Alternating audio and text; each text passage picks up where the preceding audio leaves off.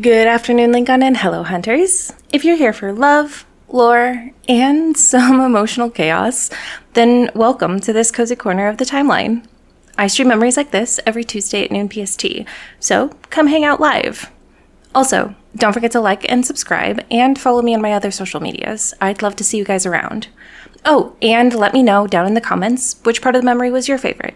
Thanks for watching, and as always, stay safe out there, hunters.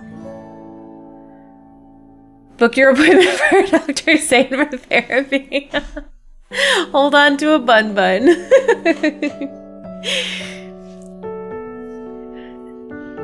All right. If we're all ready. Everyone, put all hail King Xavier if you're ready.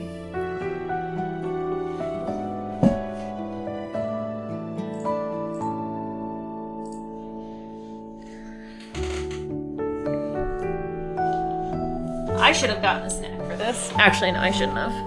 I should have gotten an energy drink, though, at least.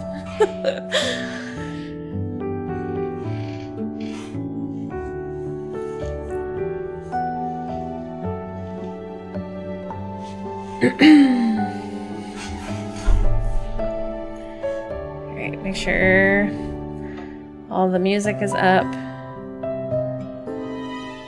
Xavier tends to be a little on the softer side.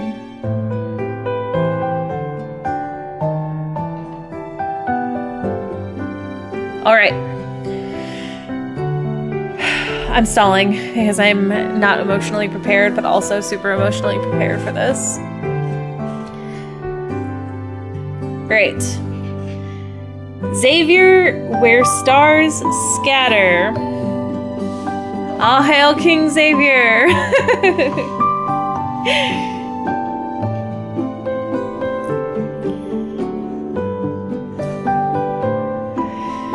All right. Do we start in the dark place? I have. Watch this, you guys.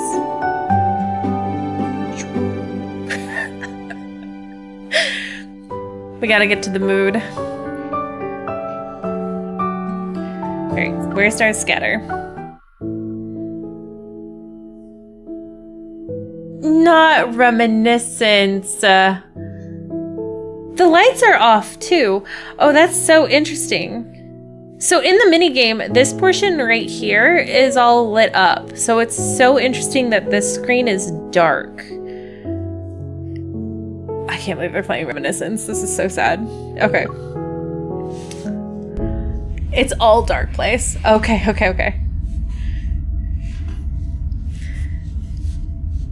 Make sure. I already can't with this first sentence.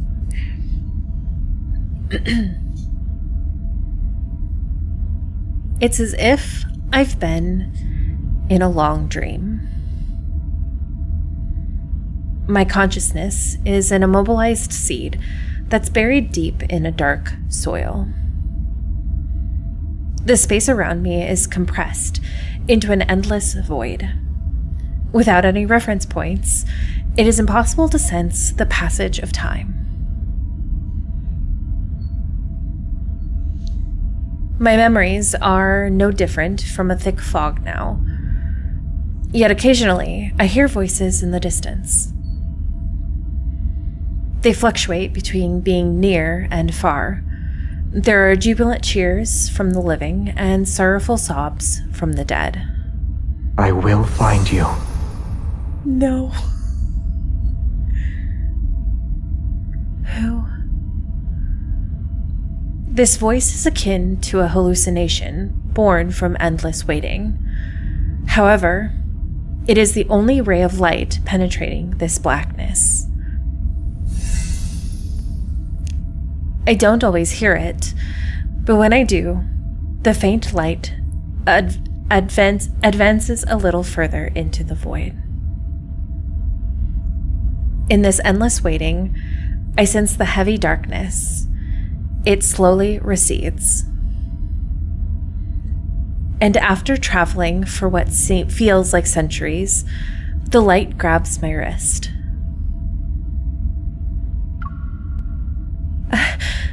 I beg of you, don't let go.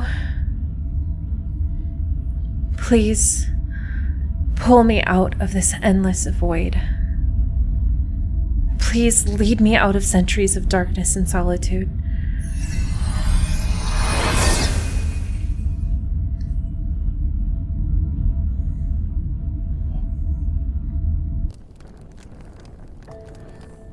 The Chosen One has been summoned. She shall deliver us, Philos' survivors, from the endless darkness. Dimitri, is that you? This background is actually really cool. The Chosen One has been summoned. She shall deliver us, Philos' survivors, from the endless darkness.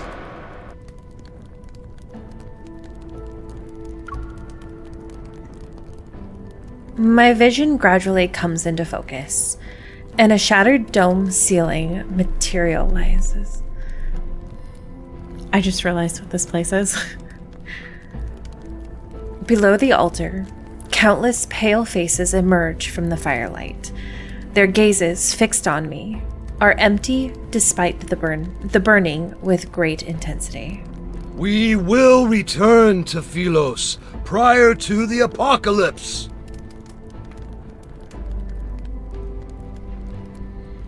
Return to Philos? What are they talking about? Where am I? Bewildered, I lower my head and stare at my hands.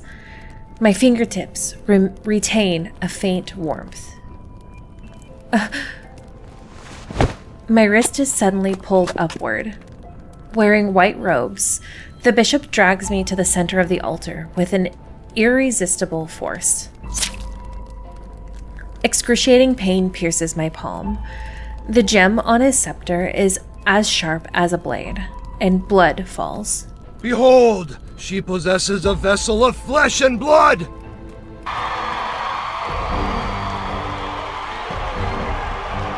Garbed in white, the acolytes cheer at the sight of my blood. While this absurd scene unfolds, a strange trembling rises and I feel it in my feet. But it's not that I'm afraid. Rather, the ground is actually shaking. Reminiscent of thunder, the sound of horse hooves approaches. From my position on the altar, I can see a figure wearing black armor. This is so thematic. The individual smashes the monastery gates to pieces. It's him. The tyrant! The kneeling acolytes lift their heads one by one. They are shocked at the sight of the trembling stone door.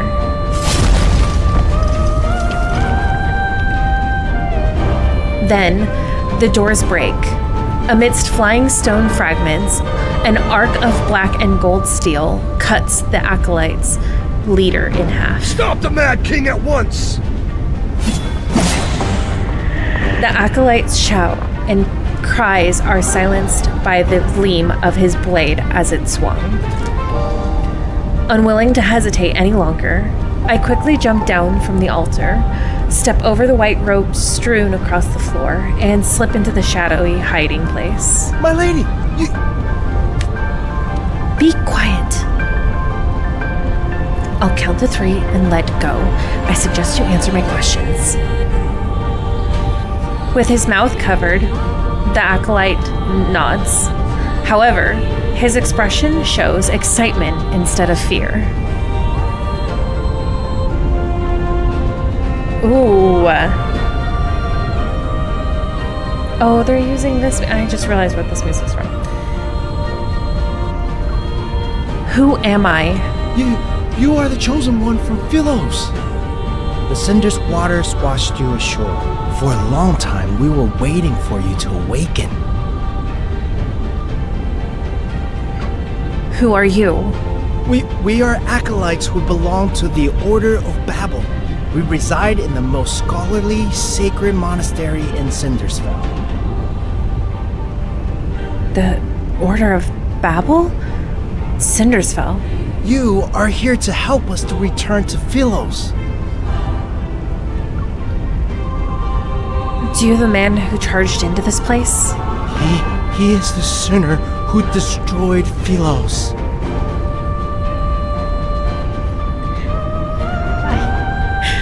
My heart is already destroyed. A sinner? My memories are hazy, my mind clouded. I can't remember anything about myself. They keep calling me the Chosen One, but how can I be a person's name and identity be reduced to a cold, impersonal title? I barely made it out of that darkness alive. I'm not going to die here. How do I leave? The acolyte holds my hands with an iron grip. His voice is tinged with a childlike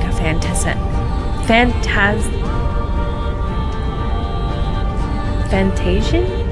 You're awake. Why should we leave? You shall save us all. You're mistaken. I can't save anyone. The whistle of a sword's edge was getting closer and closer, yet the acolytes stood frozen like a statue. Damn it! What are we waiting for? We need to run! He's not the only one. The other acolytes have already fallen to their knees to worship something. Their singing grows more fervent with each verse. Oh, I'm not gonna kill him. I'm gonna just push him aside. The acolyte staggers back and crashes into the brazier behind him. The flames leap and engulf his white robes. His body dissolves into a swirl of dust. I unintentionally killed him anyways. These people, all of them are... I whip my head around to look at their devout expressions. Under the light, none of them cast a shadow. Ooh, that's even better! That's so cool. I like that you can tell the dead because they don't have a shadow. The acolytes and the old man who cut my palm earlier, they're revenants. The cinders fell they spoke of truly is a place inhabited only by the dead. Xavier, relinquish that sword which is bathed in the blood of your brethren. If you do, I shall forgive your slaughter and absolve you of your sins. Sins? What crimes did I commit to become a sinner? Is teaching the dead to cease their incessant chatter a crime? You... I take a deep breath, force myself to calm down, and hide in the shadows. An assassin sought death at the castle. Was it your doing? They always waste their last breath singing the hymns you taught them. It is very annoying.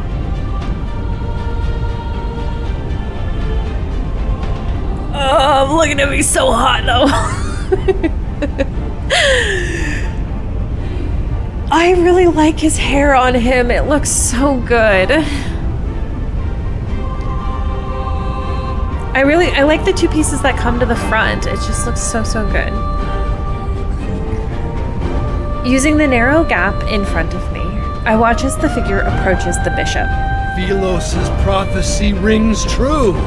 The Chosen One has appeared, and the land will be saved. This city, as well as your fate, shall... Firelight dances all as long hair cascades from underneath the man's crown. A soft, gentle glow is reflected. Your life is about to be snuffed. Where is this so-called Chosen One? Hi, I'm right here. He steps forward, his black and gold boots treading on the hem of the bishop's robe. Are they preoccupied with praying for your salvation? You, irredeemable traitor! You are the sinner who destroyed Philos! Clang. The bishop's scepter is sliced in half. He backs away until he collides against a confessional. She shall be the harbinger of your demise. You are here to die. That is where I must correct you. I'm here to attend your funeral. Okay. You're wasting your energy. You cannot kill me, nor can you.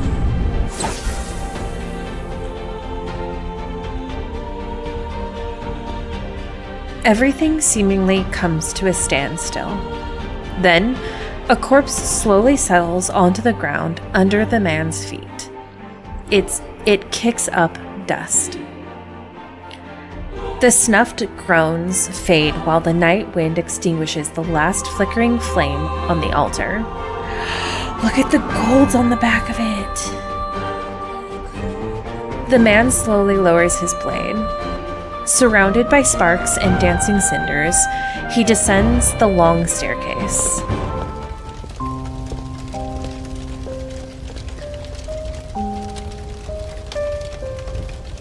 It's intriguing how they revealed in this myth.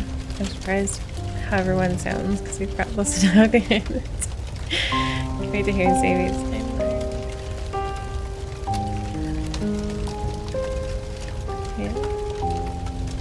But in these last 2 minutes, the NPCs sound funny. The NPCs are very NPC. I will agree with that. The no shadow thing was such a good... It was a very good detail, actually.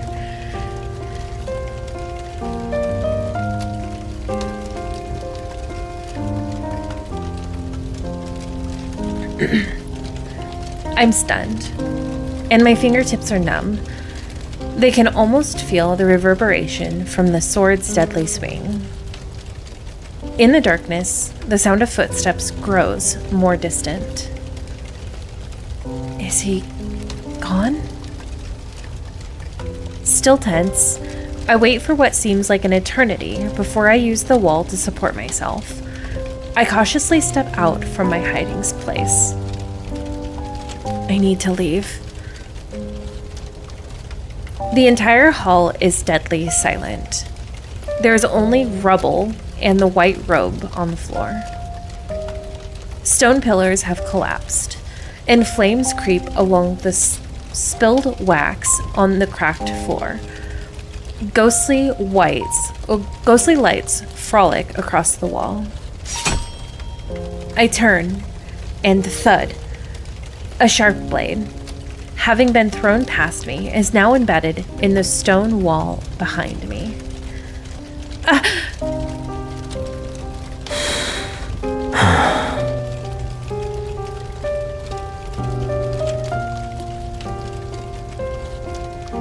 The night breeze plays with his long hair, but he doesn't move.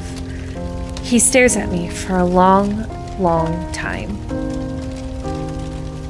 Part of me feels as if we're not meeting for the first time. I could almost believe we're reuniting after being separated for years. However, this illusion is shattered by his next move.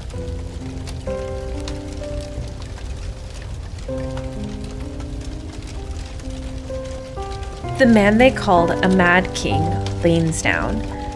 He lifts the tip of his sword, and it touches my throat. Only the dead dwell in Cindersfell. So, who exactly are you? What a start! Oh my gosh.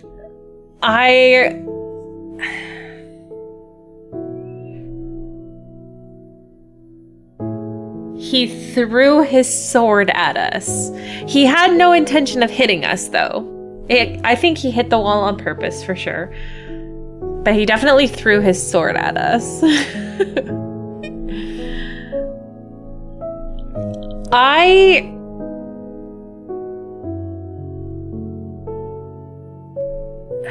You know what Xavier is giving off as far as his attitude towards us is he's very jaded. Like, he's seen us so many times perish and die in several different, wherever, that it's like he is almost in a state where he believes he can't save us. So anytime he sees us, he's just like trying not to get attached. This dude legit was trying to intimidate us. He was. That soft face. I don't know. I feel real bad for Xavier. I just feel real bad for Xavier.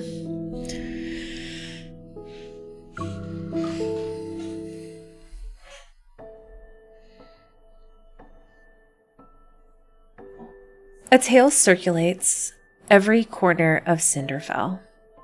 Oh, definitely. You're going to say a lot more of the jaded attitude later. I'm here for the jaded attitude. There was once a glorious kingdom called Philos. It fell during a catastrophic war. Everything perished, and a void swallowed the land. Death's shadows swept through every nook and cranny. Yet if one could find the tree of life that connects life and death, they shall be reborn. They'll be able to embark on a journey home. And the one who will be their guide and light.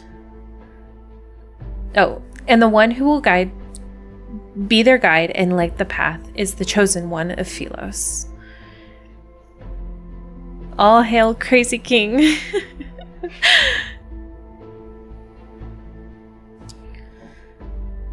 The crown is so good. Oh my gosh. The sword rests near my throat.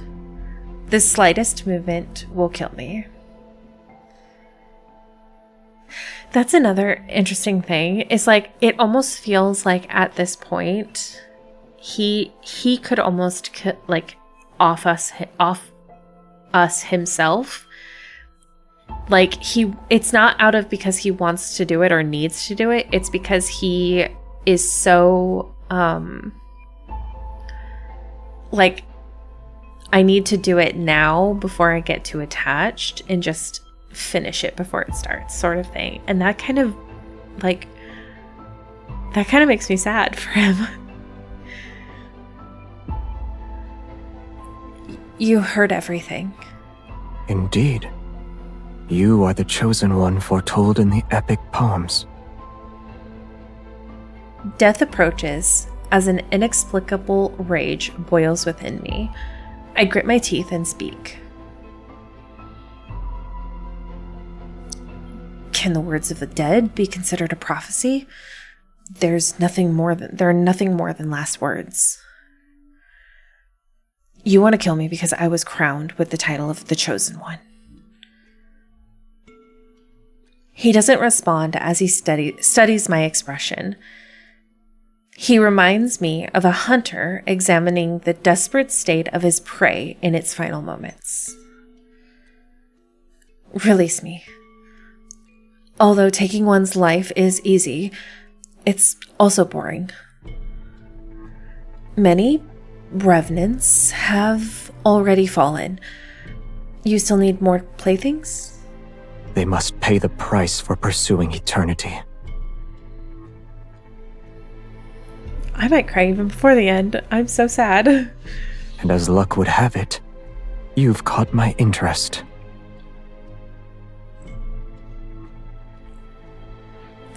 Okay, but also... The long, messy hair really sells it, although messy is an attractive way. Need to know his haircut. Cindersfell can only be inhabited by the dead. You are alive. I have no idea how I arrived here. All my memories remain trapped in those centuries enshrouded in darkness. They're akin to seeds buried underground. If you wish to slay me, then do it. I'll be able to join their ranks as a Gambling with your life isn't how you properly threaten someone. Let's not forget, a death wish is an easy request to fulfill, and that this blade can only cut down the dead. No wonder people hate him with a burning intensity. To be hunted, even in their semblance of an afterlife, saps away their chances of happiness. In any case, I have no intention of killing you. Truly? The wound on my palm reopened during our struggle. Blood trickles down my wrist. He pauses and furrows his brow as he stares at my wound. Then he pulls my hand to the right to be right in front of his eyes. Is he like those fanatic acolytes? Has he not seen a person bleed in eons?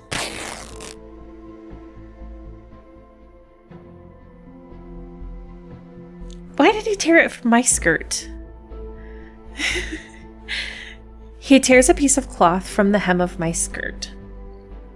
With his gaze lowered, he wraps the makeshift bandage around my palm. What is he trying to do? Is this how you make people submit? You threaten them with a sword before offering bait? Don't move. I only stopped the bleeding. Your wound hasn't healed. Answer me first. Ah!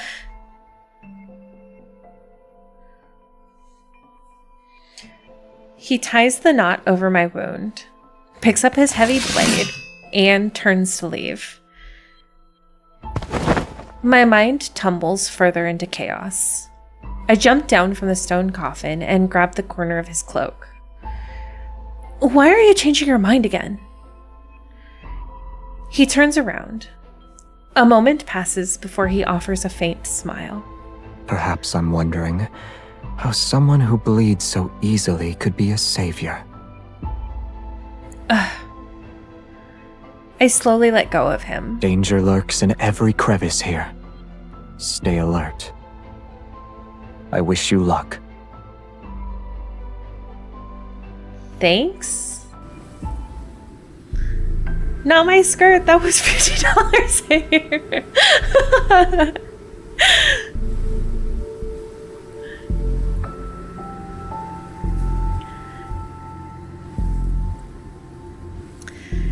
The sky darkens as moonlight disappears in the canopy of the trees. The thick, tangled branches obscure the path ahead, but the scenery remains vivid in my memory.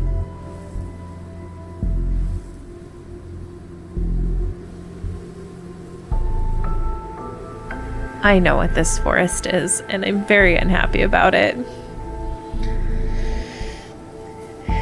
No matter where you are in Philos, you need only look up to see the imposing, gloomy castle. In its opulence, it stands with a solitary majesty. The moon is bright here. I was looking at a moon like this when I died. How was I slain? I can't remember. It could have happened on the battlefield. Or those monsters that bite people. When he rode past us on that horse, he splashed mud all over me. Yes, he has this deathly, murderous air around him. I was so terrified that I didn't... Looking toward the source of the voices, I see 3 revenants hanging from withered tree branches. They sway in the wind with their chatter. Who was the horseman? Can you tell me anything about him? The sinner of Philos. The tyrant who betrayed his own people. He is the scoundrel who stopped us from returning to the land of light and eternity. Defeat him and take his head. Everyone hates his very existence. Unsteady, The ropes sway. The one belonging to the last remnant snaps because of how agitated he was. The corpse plunges into the swamp below. It's getting dark, and the fog is coming. You'd better find a place to take shelter. This world still feels unfamiliar to me. He's not wrong. My highest priority at the moment is finding a safe location. Where can I find such a place? The city at the foot of the mountain, of course. It's the liveliest place in the area. The echoes of the royal capital still linger there. The liveliest. You must navigate through the forest, the swampland, and the remnants of a battlefield. This feeble revenant, his voice is pretty good, actually. Remember to gaze at the moon. Once you reach the ferry's dock, you can cross the river. Take a silver coin with you. The old ferryman has a nasty temper. If you're not careful, he'll kick you into the river. I look into the distance. At the westmost edge of this land of exiles, the monastery sits in a secluded corner on the highlands. It's far away from where the Mad King resides. To reach Cinderfell, I need to traverse the forest and fog at the base of the mountain.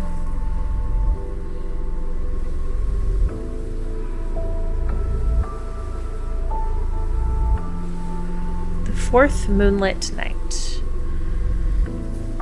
The fog thickens and envelops the forest as daylight dims. Everything around me becomes a hazy blur. A broken bridge, and another end of the road.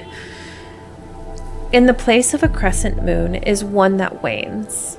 Its reflection dances across the murky water's surface like a countless spectral figure.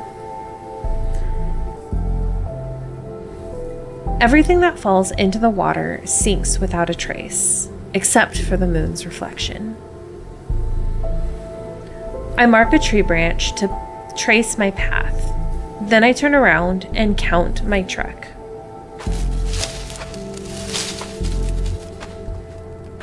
In a forest clearing, knights with pikes and silver armor sit around a fire. There are knights in a place like this? They aren't moving, and their lifeless eyes gaze up at the moon in the sky. May Philos prosper under eternity's divine gaze. May Philos prosper under eternity's divine gaze. Silence. Do you hear that? Footsteps approach us from the southwest. Only the living can make that sound. Is the Mad King here?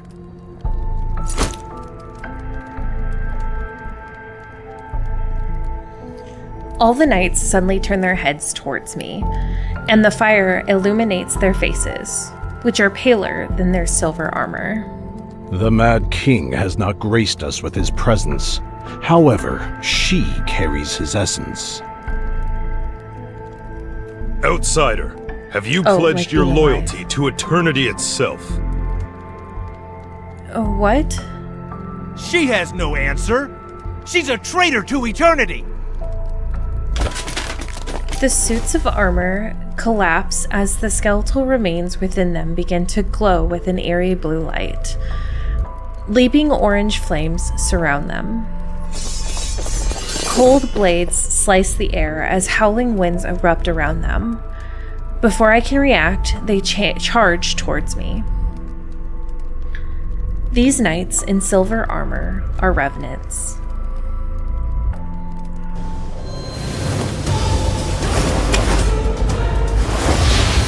Oh, that staff is beautiful.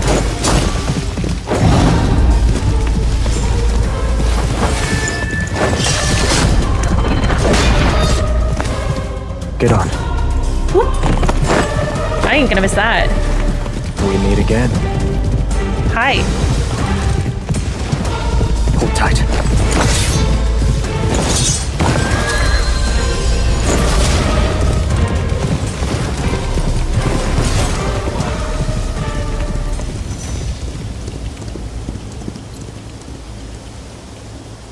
It's so good. Oh my gosh.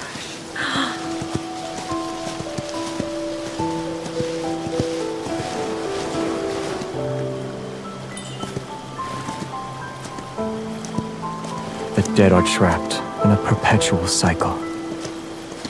Only painful Oh my deaths gosh, how await gorgeous them. is that? Leave while you still can, or you'll meet the same fate.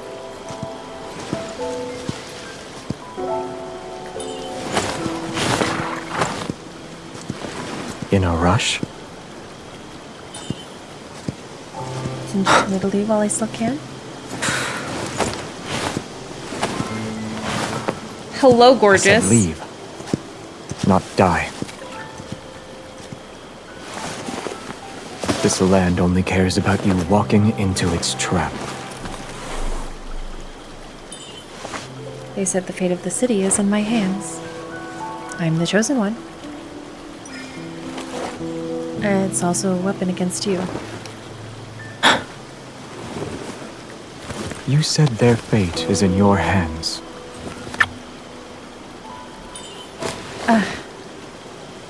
However, you're still in my hands.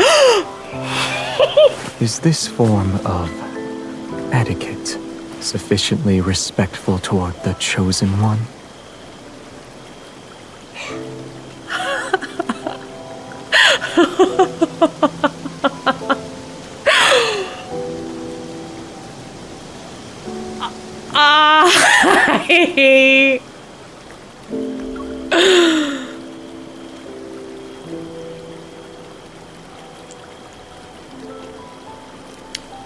Oh. Yeah, I cannot. Ooh.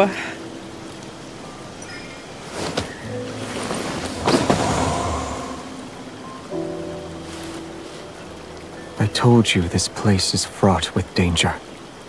You need to be cautious.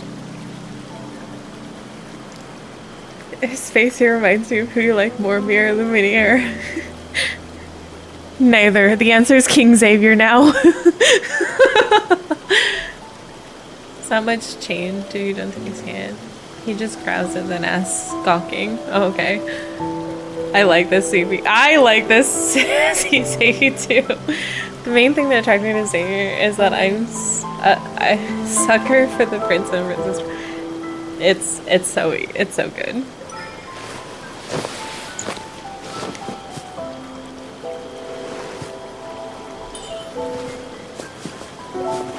I've heard more last words. Such as? Excuses from the greedy. The pleas of those on death's doorstep. Confessions of hypocrites.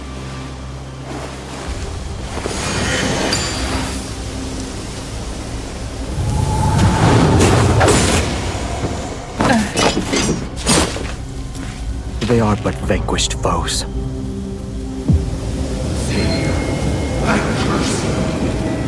You shall never find deliverance. You will be devoured in the act of slaughter.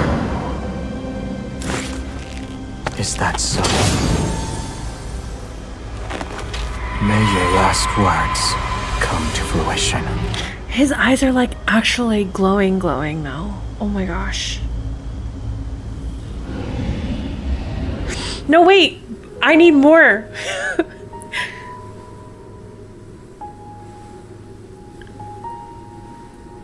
The way he looks at us all high and mighty. I might have to watch that Kindled like at least 20 more times. Just saying.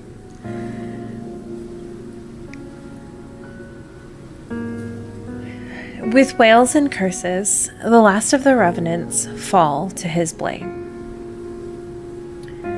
The mist disperses. Moonlight illuminates the armor and broken swords that lie scattered on the ground. They bear the ancient patterns of Philos.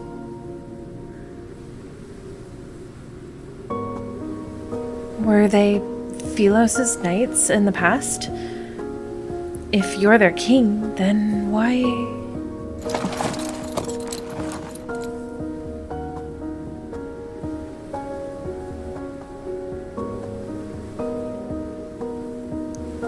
I turn around as I speak. The man suddenly loses his balance and falls towards me. The tip of a crimson sword is protruding from his left shoulder. Blood flows from his wound, and a faint black mist swirls around it. Is this from the revenants? You will be devoured in the act of slaughter. His hand, covered in an iron gauntlet, grabs my wrist. I'm trapped between him and the tree stump behind me. I can't move.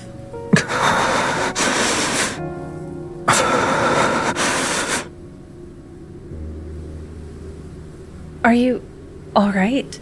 When were you injured?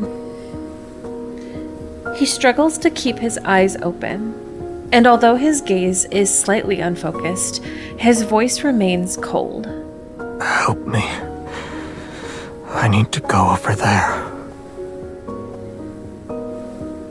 I would have done that even if you didn't give out an order.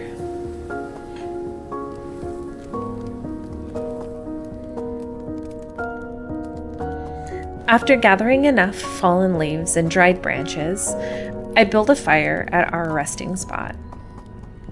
In the fire's glow, his face is deathly pale. It's almost drained of color.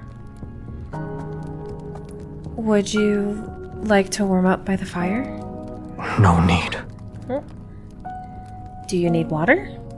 No. Do you want to rest? Very well. If you won't sleep, then I will. The night is cold and damp, so I'll borrow your cloak. He shifts slightly without saying a word. His eyes are still closed, but he does move to make room for me. The cold wind howls throughout the forest as it becomes fiercer. I hug my arms tightly, lean against his side, and act as if it's not unusual. You have a heartbeat. You breathe. You bleed. You're alive just like me.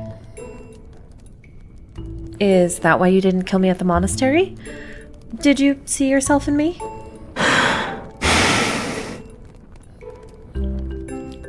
He didn't seem interested in answering my question. During that battle, his sword was the only weapon capable of slaying the revenants. No wonder that old man with the white robes wanted it. While connecting the pieces of information in my mind, my gaze shifts to the sword lying half a meter away. It's a great sword that devours light. Aside from the back of the blade being thick, the weapon itself is completely black. Mysterious runes are inscribed on the sword, and they surge with light whenever it's swung. Does your weapon have a name? No, it's just a sword. Then your horse's name is Horse?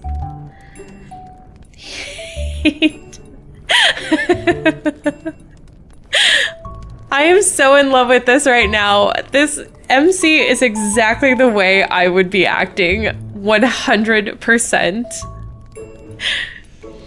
He doesn't respond, and silence settles between us. What about your name? Should I just call you Men? I act like I'd forgotten his name, just so I could bring it up. Xavier. Despite knowing how dangerous this forest is, you're willing to enter it. You have my thanks. You are mistaken. Worthless rabble trampled on my garden. I cut them down, roots and all.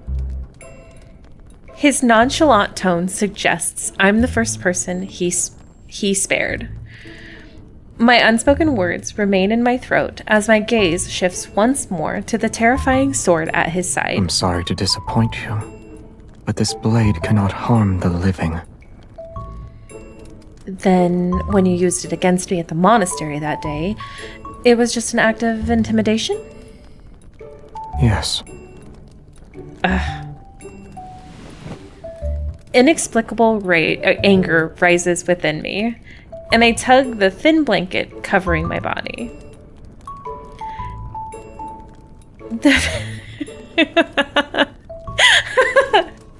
The fabric in my hand feels unexpectedly heavy, and only then do I realize it's actually his cloak.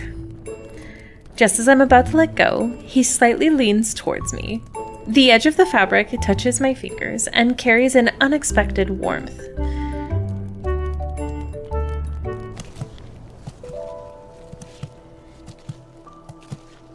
Day 2.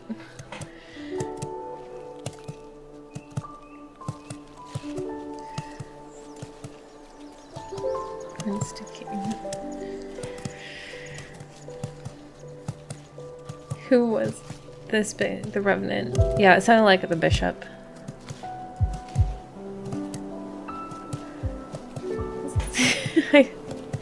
That it had something to do with the Revenant plane. The thick fog has dissipated when I open my eyes. A crescent moon hangs in the firmament and casts its light upon the embers of our campfire. He helps me onto his spectral steed as we traverse the forest before the next moonlit night arrives. Whenever we encounter those revenant knights, they are swiftly cut down by his massive black sword. Xavier, only an agonizing death awaits you. As we pass through a swamp, I see a dead tree that has half fallen. It's covered in the lingering souls of soldiers who died in battle. He remains calm and spurs the horse forward. We press on.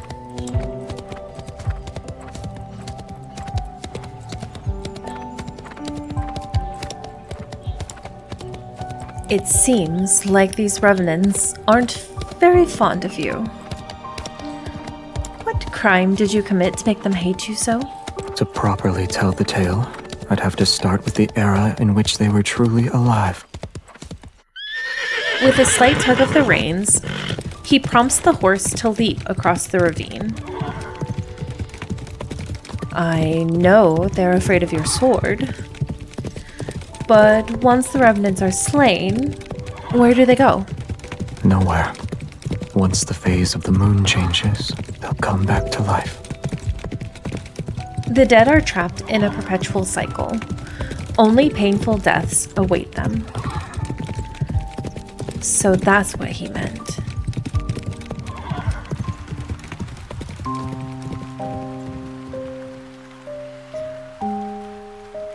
After an unknowable amount of time passes, rain falls from the sky. The remnants of an ancient battlefield emerge on the distant horizon. Collapsed stone tombs accompany overturned coffins. Rusty swords, broken spears, and worn helmets are scattered about. The rain washes away the dirt from the tombstones to reveal the text carved into them.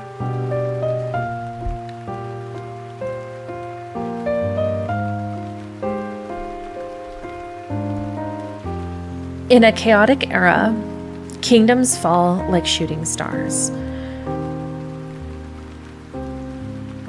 The Order of the Lightseekers fought until they breathed their last breath. Countless blood-soaked battles fought with unwavering courage. Their tales live on in song. Their heroic deeds forever engraved in our hearts. In the year of the Philos calendar, the kingdom fell. The royal capital was destroyed, and the royal bloodline was extinguished.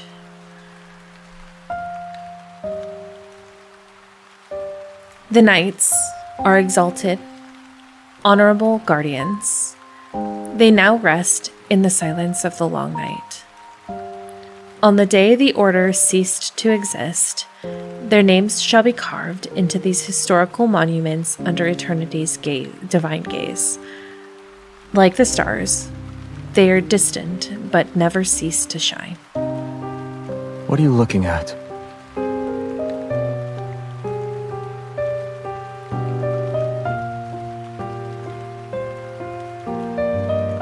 After tying the horse to a tree stump, he walks towards me. I wonder if my name might be with these knights. Why? Philos didn't meet its demise until I was gone for many years. For those who once knew me, I must have died early. If I wasn't an exiled prisoner, then someone should have remembered me. It's possible they made a memorial. Is being remembered that important to you?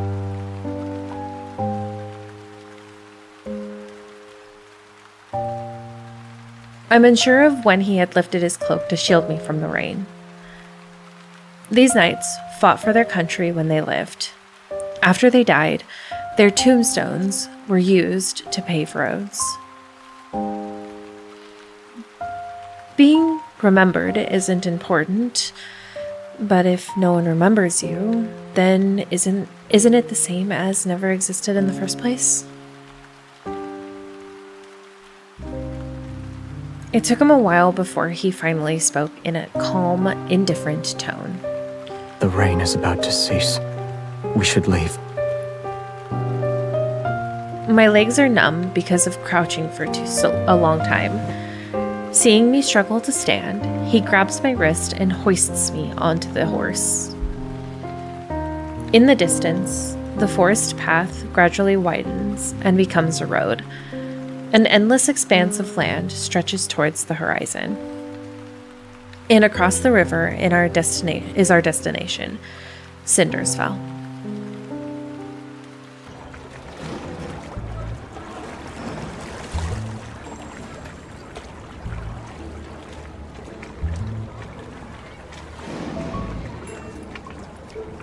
Our journey, less than pleasant, all things considered, finally ends as the crescent moon disappears. A new moon rises. The ferry crossing the enshrouded in the gray mist. The ferry crossing is enshrouded in a gray mist. When we arrive, the riverside is already crowded with revenants who want to cross. The revenants from earlier said I must cross this river by boat to arrive at Cindersfell. An unexpected event occurs. The lively atmosphere at the dock disintegrates when we appear. Hello? He's here! Oh. The revenants who were talking amongst themselves fall silent and back away. They create a clear path for us. Accustomed to the situation and unfazed, I pull out a silver coin I had found in an abandoned tomb. It'll pay for the fare. Xavier remains in the same spot. It's then that I realize he doesn't have a coin. 1 coin per person. No exceptions and no credit. I can take care of any revenants that try to cross without paying. Your presence alone is bad for my business. I'm not even sure I want to let you board. So, are you crossing the river or not? He gives me an expressionless glance before silently shaking his head. Oh, wait. I'll pay for him. The ferryman's expression changes subtly as his gaze lingers on me. He presses his lips into a thin line before gesturing for me to board the ferry. The man behind me doesn't say anything as he heads for the stern. I don't even get a word of gratitude.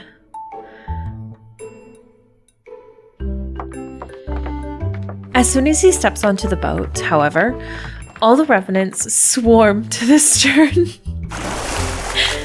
It starts to sink under their weight. Meanwhile, The bow, where Xavier and I are standing, rises. Either find a seat or get off the boat, you dead bastards. The revenants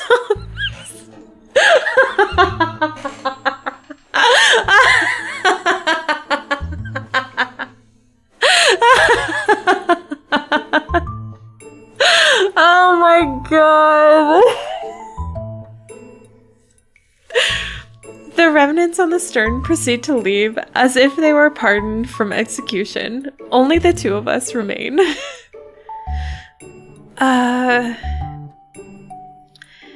In the silence, the small ferry moves across the water and disappears into the rippling moonlight.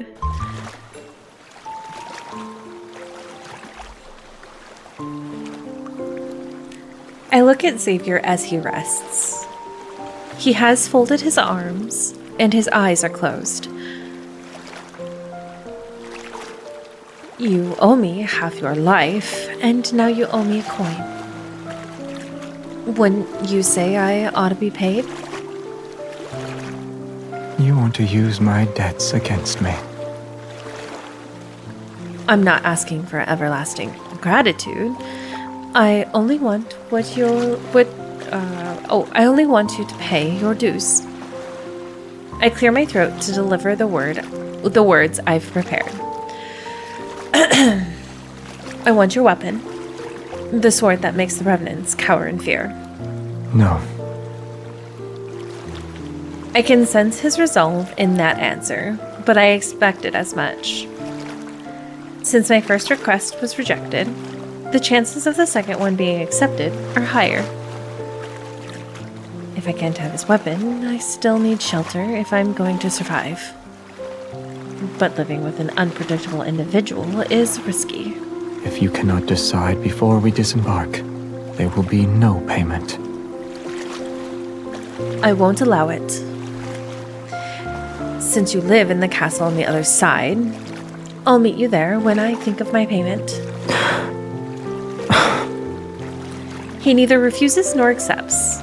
It's as if he can see my innermost thoughts. Without a bond forged through hardship, this might be my only chance to request something from him. Before we part ways, let me offer you one piece of advice. If you want to survive here, don't offer your kindness so easily. He closes his eyes, and he refuses to respond no matter what I do.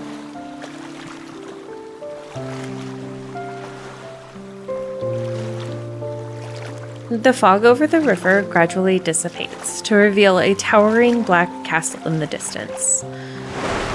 Just as the ferry is about to reach the shore, it strikes the shoal and rocks. My body lurches to one side. When my fingers touch the reflection in the water, ripples spread out and converge towards my fingertip. They coalesce into an elusive image. This is...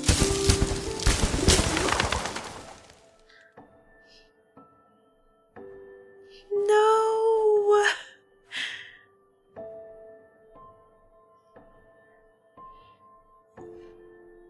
Brightly colored flags slowly rise as white floral arrangements line both sides of the marble staircase.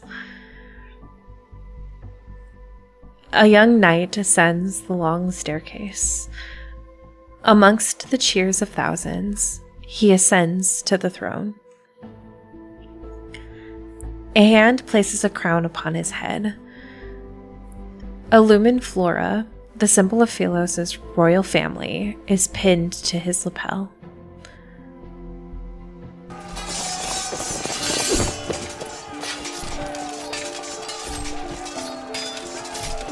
The illusion shifts to reveal an entirely different scene.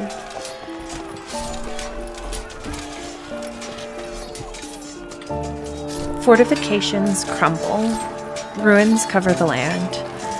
The royal capital, once peaceful, has become a battlefield shrouded in war's smoke. The rebel army storms the capital, They forced the young king to take his own life. Yet their swords are melted into liquid steel in the furnace and cast onto the throne itself.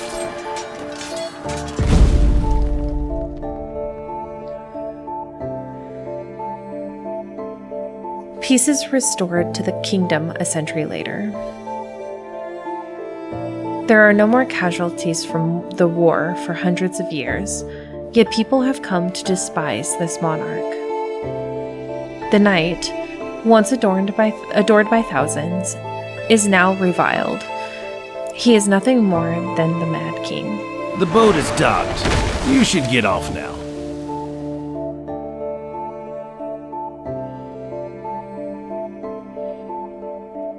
The voice pulls my thoughts back to reality. I raise my head and notice the space between me is empty. Oh, beside me is empty. Did I see his past? Shock washes over me, and in the darkest hours of the night, scattered lights illuminate a ruined city in the distance.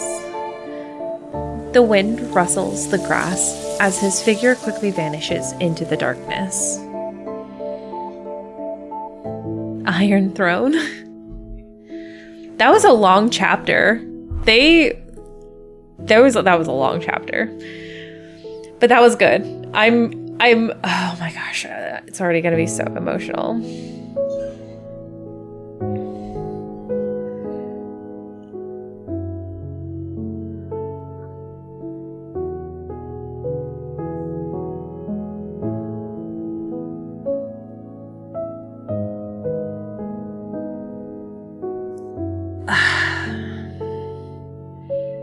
I can't, Xavier, I can't even, I feel so bad for him. I have so much sympathy for Xavier. Happens after he took the throne, but he left Philos, right? Yeah, so right now what we don't know or where is where this sits. So this is when he takes the throne. Or the only thing that I can think of is it's like he has gone through the deep space tunnel, ended up somewhere else, not on the Philos of current day. The same thing happened, but this time he ascended the throne. That's kind of explained at the end. Okay.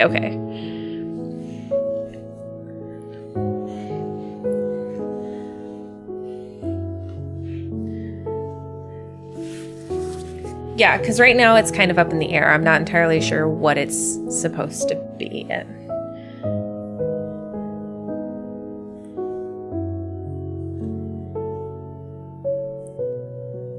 Is Saturn.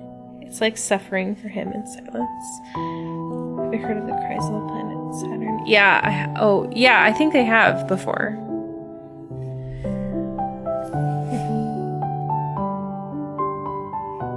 I feel so bad for Xavier.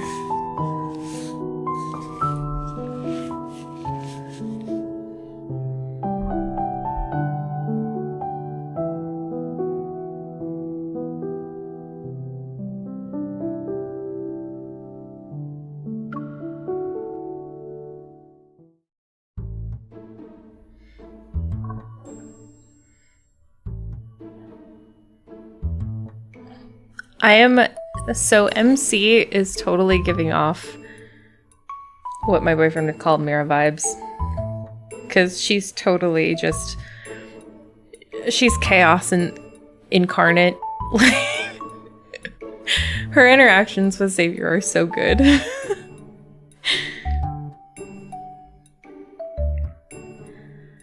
I've been wandering the city for days. Although I failed to discover new information, I feel more free than ever before. But what surprised me was But what surprised me was that every revenant here firmly believes they'll return to Philos one day. I love our chaotic MC.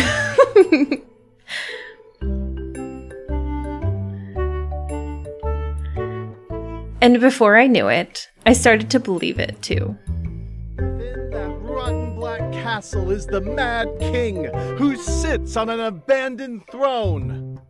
Countless kingdoms, innumerable cities, all their denizens wept under the hooves of the tyrant's iron cavalry. At the square in the busiest part of the city, many revenants have gathered. I pull my hood tighter and move closer. The dead were turned into weapons. Their bones and souls are mere cannon fodder for his wars.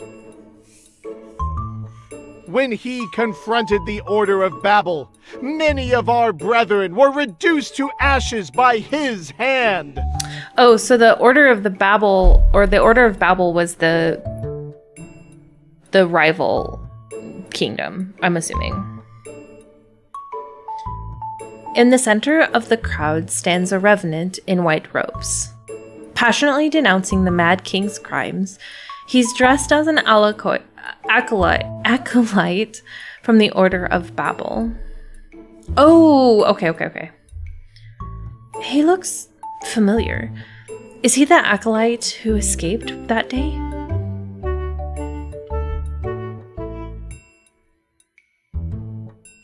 Will we come back to life next month? Unhand me!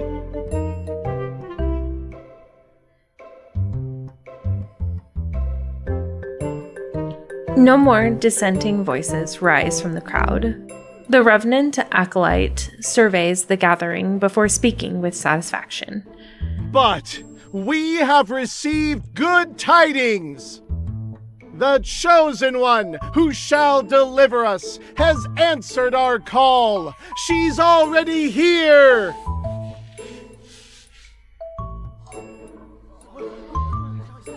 Anticipation ripples through the revenants, and some lower their heads to whisper a devout prayer. Most fix their intense gazes on the acolyte. They eagerly await his next words. Before the apocalypse descends, the sacred pilgrimage ceremony will proceed as planned. We shall reach the Tree of Life and return to our homeland. You know what it kind of sounds like? It sounds like, because I keep saying return to the homeland, which feels like somehow everyone who was on the Philos that Xavier is originally from was, I don't know if the correct word is displaced, but that's the word I'm going to use, they were displaced to this other Philos, this like dead Philos instead. So like,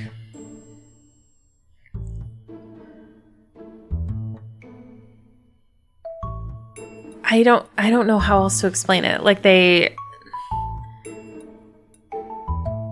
moved somehow to this other Philos, this dead Philos. Like, well, oh wait, I forgot. Philos is man-made. Wait, but how does that even? Okay, I should just keep reading because that's a whole other thing, I feel like.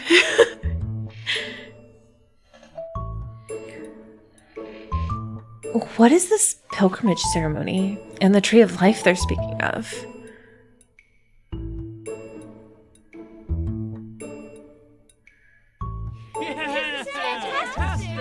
I know I think I'm jumping to the end, but I'm just trying to wrap my head around it. But that's what I'm getting. The Chosen One. The Chosen One is... A sense of foreboding stirs within me. I turn to leave as I hear excited shouts behind me. Over there! The revenant acolyte points at me, and soon Every revenant's gaze falls on me. She is the chosen one! Our prayers have summoned her! Acting as if they've seen a goddess, the revenants run towards me. Fervent cries resound. Countless hands reach out and cut off my escape route. Jubilant, they hoist me above their heads.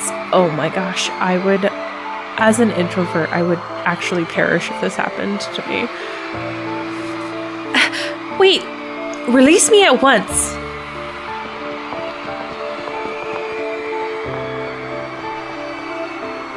The revenants carry me to the castle perched on the tallest hill.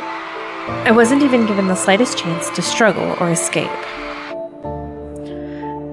The acolyte clears his throat and shouts at a half-open window located on the upper floor of the castle. The one who stands before you is the slayer of the eternal night, the night of refulgence.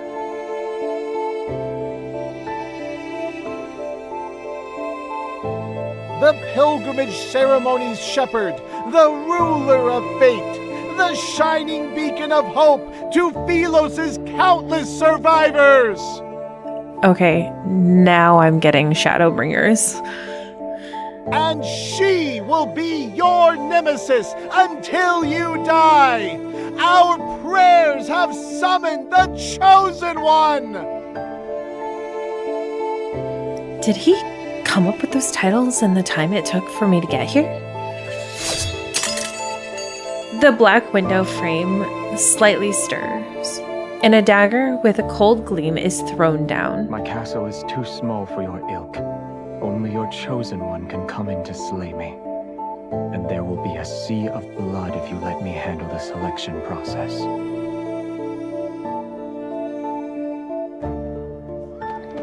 In the blink of an eye, the righteously indulgent revenants scatter in all directions. Even the enthusiastic acolyte runs away and disappears like smoke. A chill runs down my spine as I look up. The figure near the window meets my gaze. I see they've made their choice. Resigned, I sigh inwardly and pick up the dagger.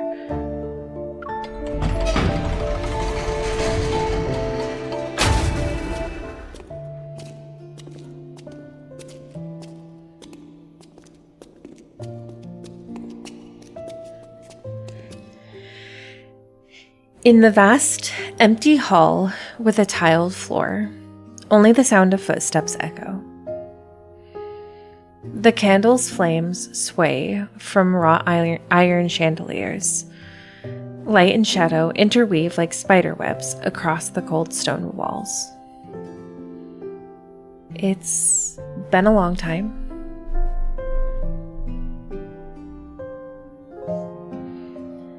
I stop at the foot of the throne and look up at him. You bear all their hopes and dreams, and their very faith rests upon your shoulders. How does it feel?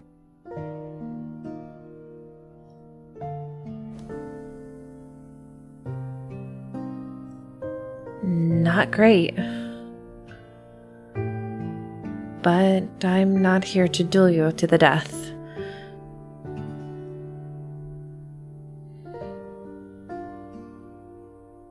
I know what I want for that silver coin.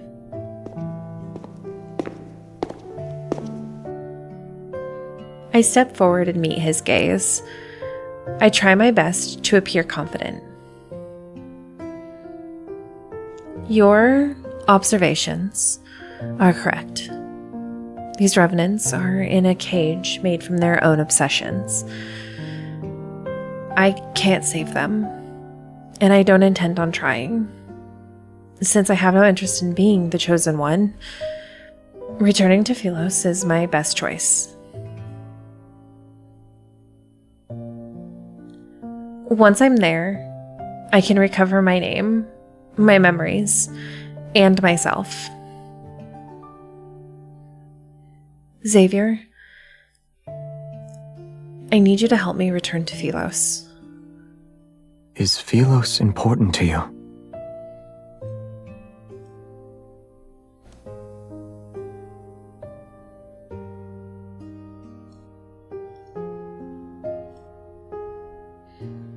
Of course. It's my homeland, and the only place I can remember. If the revenants strongly believe they can return, then perhaps a method exists. I'm no different from them if I can't remember anything. Let's assume this Philos you desperately wish to return to no longer exists. What then? Is he reminding me? Or is he trying to make me give up? You have my permission to stay here. Though, we need a relationship that binds us since we'll be together for a long time.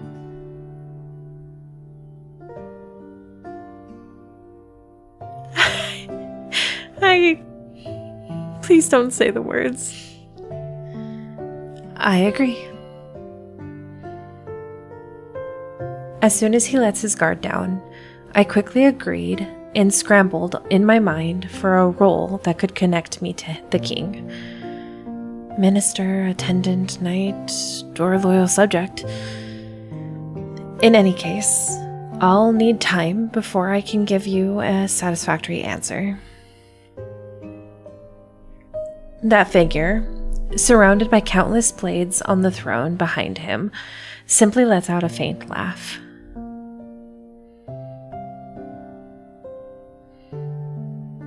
Are the swords on your throne truly mementos from assassinations? Do you want to leave one yourself?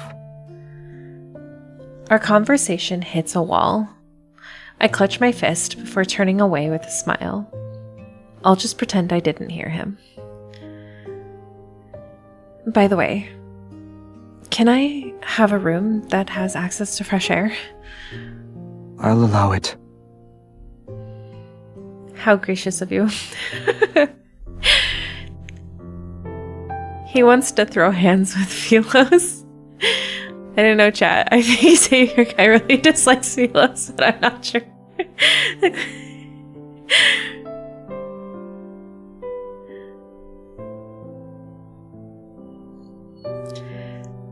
After I entered the castle, the underground gambling den began taking bets on how the Chosen One would die.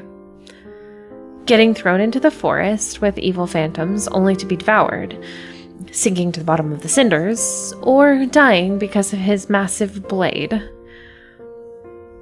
These 3 deaths are ranked with different odds, but they're at the top of the list. No one believes the Mad King will let me live. If the Chosen One dies, then it means they weren't the real one. So, they'll wait for another. However, if the Chosen One survives and escapes from their enemy, that means the revenants from the land of exiles cheer. Their dreadful suffering will finally come to an end.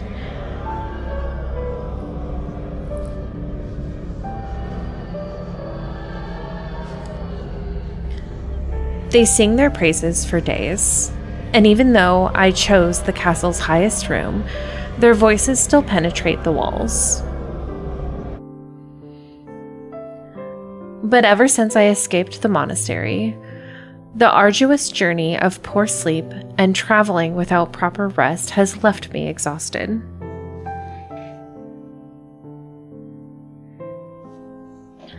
Now that I have shelter, exhaustion washes over me like a tidal wave. Revenants don't need to eat, yet I'm forced to endure this hunger. That night, I carry a lit candle and slowly make my way down the winding stone staircase to reach the kitchen. He rarely eats. What a frightening person. I conduct a thorough search only to find roots and mushrooms. What are you doing? Of course there's mushrooms. No crown. Don't you need to sleep? I heard music, so I decided to investigate. What instrument is that? The sound is unique. It's the wailing of a hungry ghost.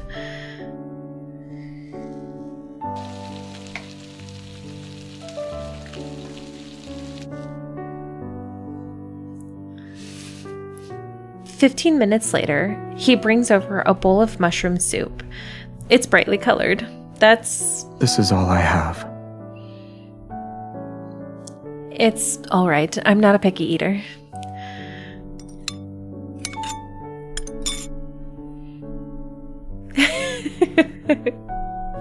Oh no, never let him cook. No, MC, no.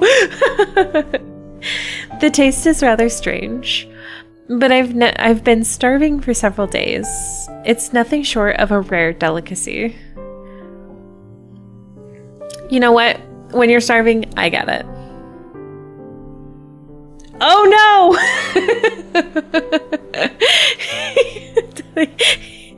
This is how he does it. Unintentional poisoning. Once I swallow a spoonful, my stomach begins to churn violently, and the entire world seems to spin. Bizarre, otherworldly visions appear before my eyes. Revenants dance in the air, and Xavier's black coat suddenly transforms into a giant floating blanket. He will never escape the fate of his bad cooking.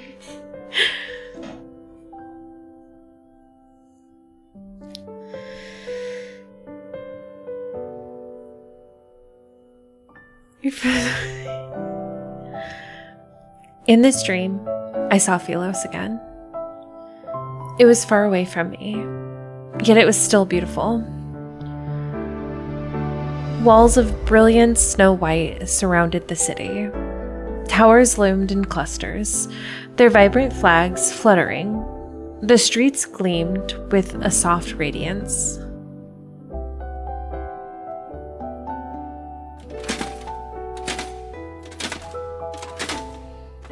A procession of silvery white knights slowly navigates through the streets. Covered in flowers, they head to the ancient royal capital. The knight who's leading them is surrounded by people. It's impossible to see his face clearly. He carries a certain air. Although he has returned from his journey, his presence is strangely familiar. Go on ahead. I'll join you once I've seen her.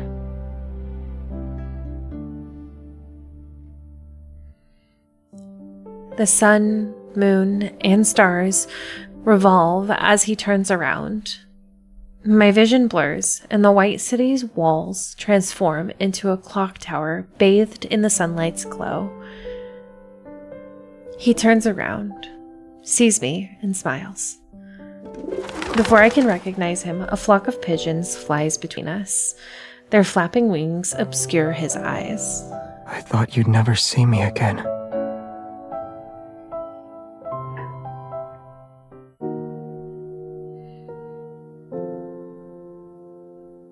I open my eyes, and I feel like I was in a very long dream. I see the hem of a black garment as it casts a graceful arc under the candlelight.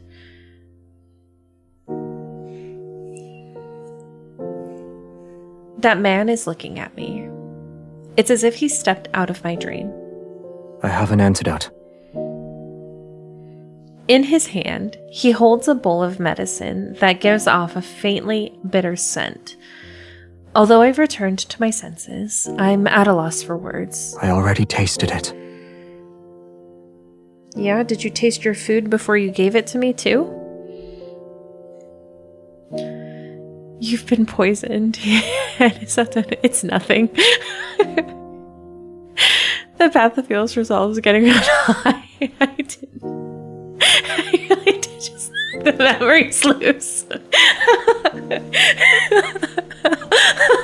That's been horrifying.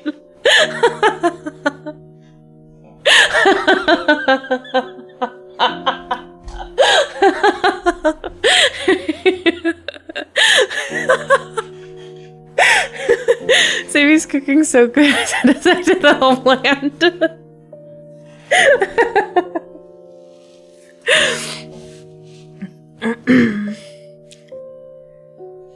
Listen, it's a special skill, and only Xavier could achieve it.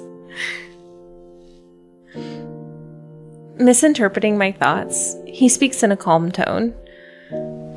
I hesitate before reaching out to grab the hem of his clothes. I squeeze it a few times. No. No, I'm not a hallucination that appeared because you were poisoned. By you. Please make that clear.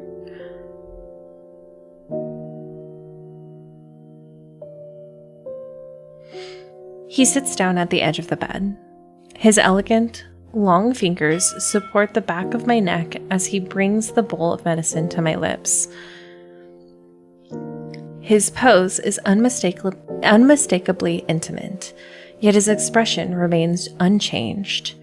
His eyelashes aren't even raised once.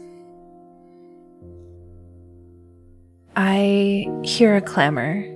Did something happen? It's war. There is war happening here? In a place like this? Yes. Some of the revenants harbor obsessions from their past, waging war relentlessly. They never really die, and they don't stop.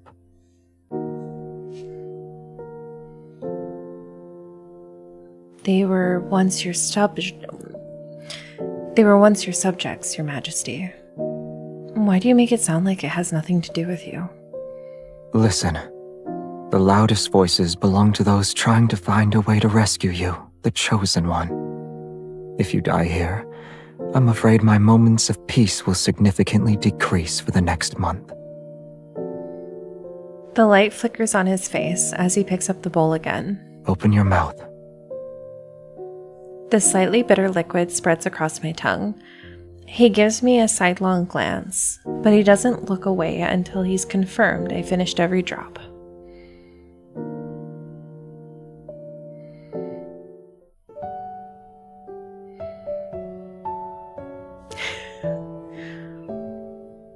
During the days I've been bedridden, outlandish rumors have spread throughout the city.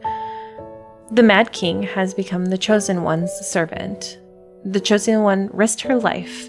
The Chosen One has made a great sacrifice. They've misunderstood my actions from when I picked up the dagger and stormed into the castle. The revenants are so moved by this supposed heroism that they gather at the riverside below the castle every night to sing their praises. When he gets annoyed by their wailing cacophony, he occasionally heads out with his sword in hand. He returns quickly as their voices disappear. I'm unsure of what happened outside. However, the shouting isn't as frequent as it was before the past few days. Since then, finding a way to return to Philos became my only goal. The Cinders is not a single river.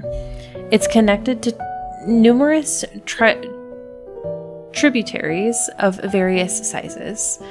They intertwine like a tree's root system and extend in all directions. Some of these tributaries flow into gloomy swamps or plunge into bottomless ravines. Others lead to lairs with revenant knights. Yet no matter where I look, I'm unable to locate the Tree of Life from Philosian myths. Day after day, I mark new locations on my map, only to cross them out their names later.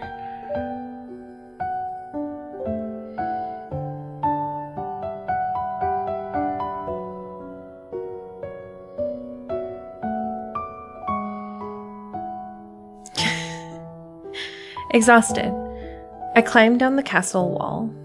The moonlight has already reached its zenith. A figure is in the garden behind the castle. His hair reflects a faint luster under the moonlight. Is that Xavier? His interests have changed as of late. Instead of killing others, he grows flowers.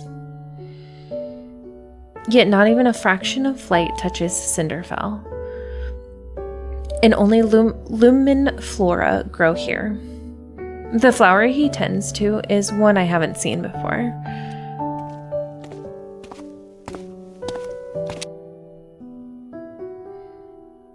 What kind of flower is that? Curious, I walk up to him. He glances at me before he continues to water the plant. I have a feeling I already know what flower it is. One that shouldn't be able to survive here. Then why are you growing it? He doesn't answer me. His fingertips touch the withered stem. I'm not sure if he didn't hear me or doesn't want to respond. I know you have secrets. You don't need to tell me. The fact that I have secrets shouldn't be a secret.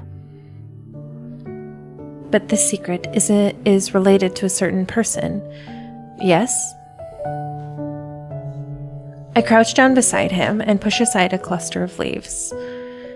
The wilted leaves' veins have taken on a yellowish hue, and the light blue flower bud droops. It looks so fragile that it might snap at any moment. People typically grow flowers to remind themselves of someone, or give them a gift. I doubt there's anyone you'd want to give flowers to in the city, though, so... There is one person. Who? He sets the watering can aside, turns to face me, and looks into my eyes. We'll talk about it when the flower blooms. I don't know if it'll ever blossom. However, I do know that someone who promised to help me hasn't kept his word. He nods thoughtfully. You created a map of the entire city. Then you walked along the tributaries large and small.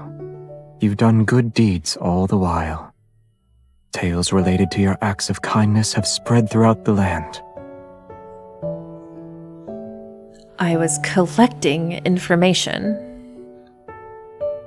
Wait, how did you know about all this? You rarely leave the castle. Would you say these methods of yours are effective? I'm quiet. Then I shake my head. None of them are the correct method to return to Philos. What a pity. Xavier, just help me, then.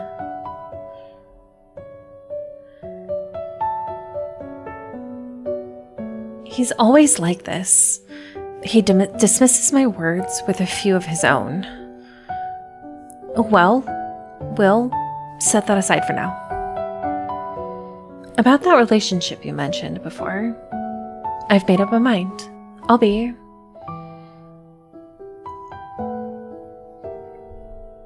Duh, there's no other option. My identity is known far and wide. I've also earned a bit of respect. Why don't you step back and let me be the actual ruler of Cindersfell? A queen, in other words.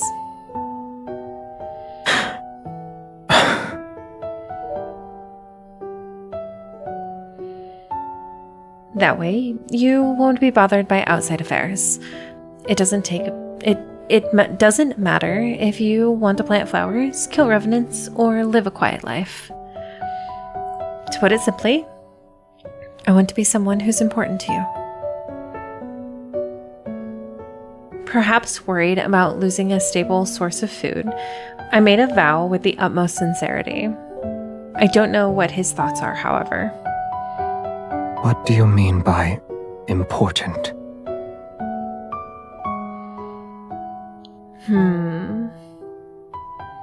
Let's say you're the only one that matters in my life. Huh. So you want to protect me? As if he couldn't hear me clearly, he crosses his arms and takes another step towards me. He's pretending he's made a humble inquiry. I doubt you'll need my protection when you wield a sword like that. But when those revenants attack again, I'll be by your side.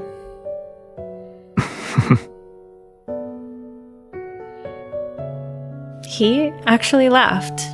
I can hardly believe my eyes and ears because I hear with my ears, not my eyes. I can help you figure out a method. On the other hand, you need to find a way to make a flower bloom. Are you sure it can still be saved? I think they always mentioned flowers and seeds growing trees, and all the boys' relationship with them see allegory to growing relationships and tending with them. Sorry to say of being poetic. I agree with that. I think relationships are often associated with growing trees and flowers and tending to gardens because it takes a lot of patience, and you don't always see the fruits of your labor at first.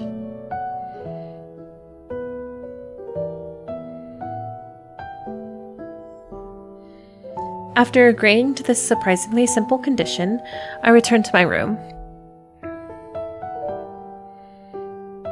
After spending these days together, Xavier seemed nothing like the Mad King those acolytes talked about.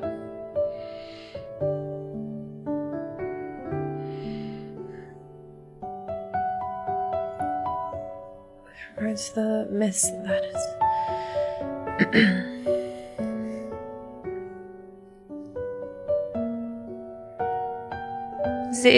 Raphael's has always been the flame lily.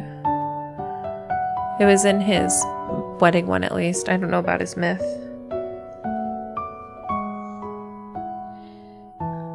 But the way he took me in and promised to help felt like just an excuse. An excuse to keep me here. Could it be because of that the chosen one's rumor? With no answer for now, I sigh. Yet his smile from a moment ago keeps flashing through my mind.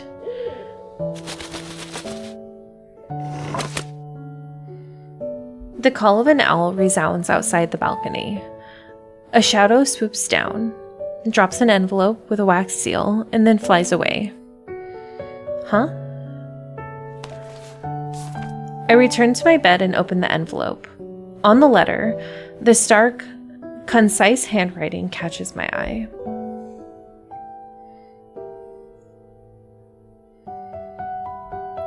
We would like to invite the chosen one to our sacred monastery so she can observe the selection process for the pilgrimage ceremony tomorrow. The Order of Battle looks forward to your answer.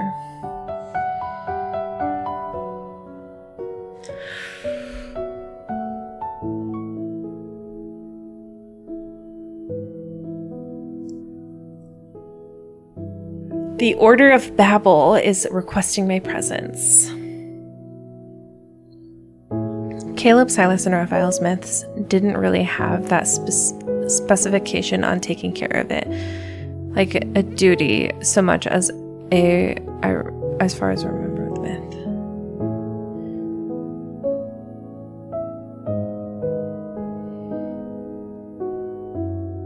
I think you're right. They don't really talk about taking care of flowers as much as like Xavier's and Zane's do.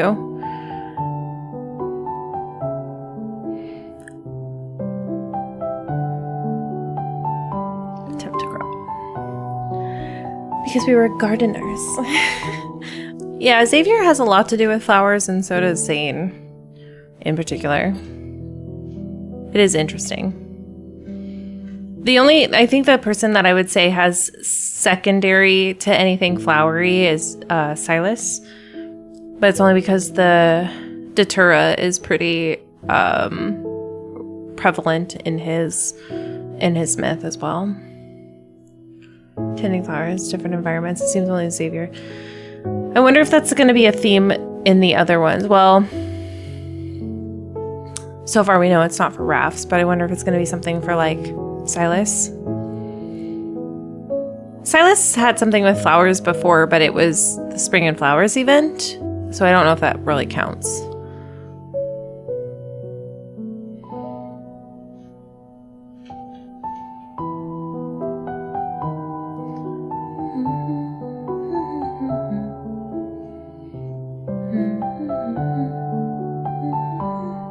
All right, number 4. These chapters are super long.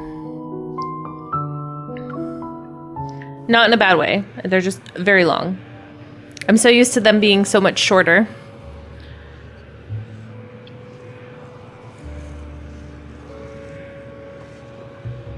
Silas as well. No, I have a feeling that if they did, though, it'll probably be this next myth for Silas.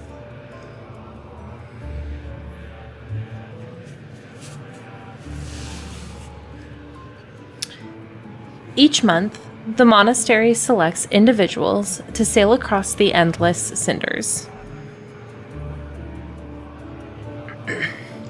This is known as the pilgrimage ceremony. The revenants believe that by traveling along the cinders, one can find the tree of life that connects Cinderfells to Philos.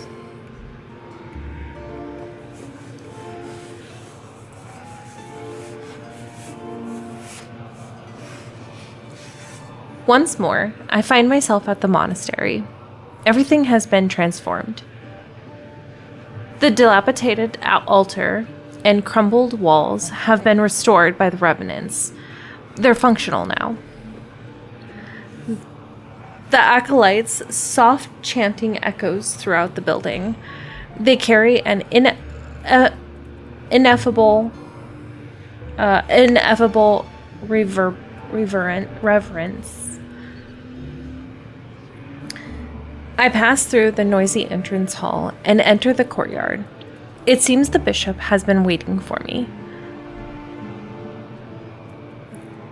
You've said the apocalypse is only a matter of time, and I'm the key to saving this world. Even though I know these revenants cannot truly perish, I still feel a strange sense of unease upon seeing the bishop again. If there's going to be a world-ending flood, you should be building dams. And if a war is about to break out, you should be mobilizing armies. Those are more productive options than pinning your hopes on me, your so-called chosen one. Sensing the doubt in my words, he responds with a slight smile. You think I've spouted lies to control the revenants, is that right?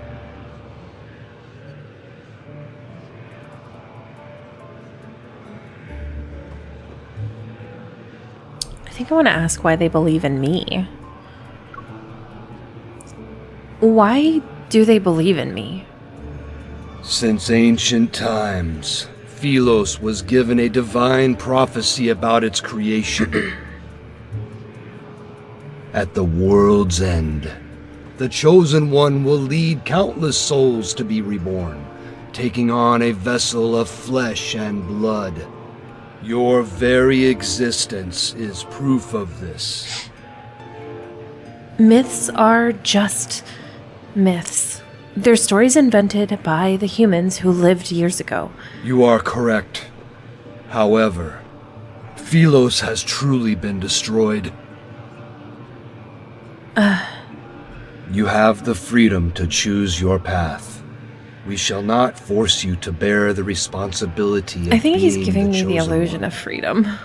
We are incapable of forcing you, in fact. No, but can't they, like, strategically persuade me? But the pilgrimage ceremony shall be carried out as planned. It will be held during the next full moon. He smiles before removing the key around his neck. He places it in the palm of my hand. Memories prove one's existence. Yet those who died here are trapped. they can never create new memories. If you cannot understand our faith, then I implore you to visit the underground library and see for yourself.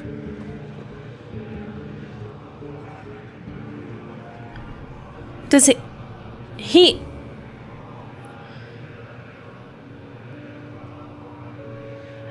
Okay, wait. So the Revenants are the people of Philos. And they know of Philos, and they know of the Mad King, but... which means they've retained their memory of Philos. And when they talk to me, at first it seems like they don't know who I am. But now it sounds like they know who I am and that they know that I've lost my memories. So, is the chosen one always me? Am I always the chosen one?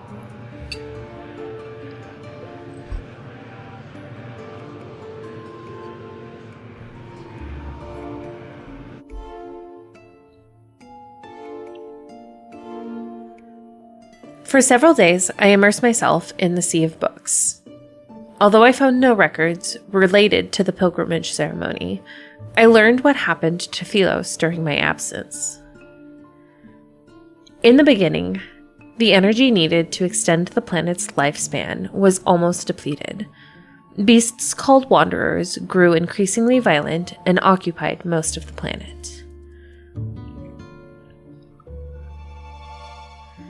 Welcome, Nina. Even an immortal planet sustained with energy would fail to escape the fate of decline.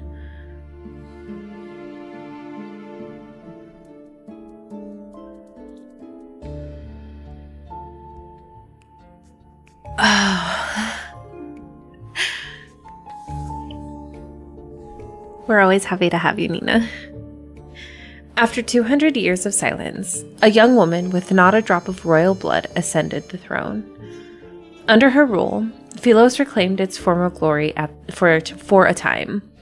This period would later be called the Morn Era. However, historical records about her are scarce. They've only managed to preserve the magnificent spectacle of her coronation. Her life and fate were seemingly erased by an invisible hand. There is nothing but a blank void. The situation in Philos grew increasingly dire as time passed. The royal family and citizens were split into several factions. Their constant disputes rendered the monarchy on the brink of collapse. Natural disasters raged while the fires of war burned without end. The flames of chaos swept across the land and destroyed the last vestige of the old world order. The last monarch of Philos was an undefeated arbiter of judgment, yet he was the tyrant who supposedly led the kingdom to its demise.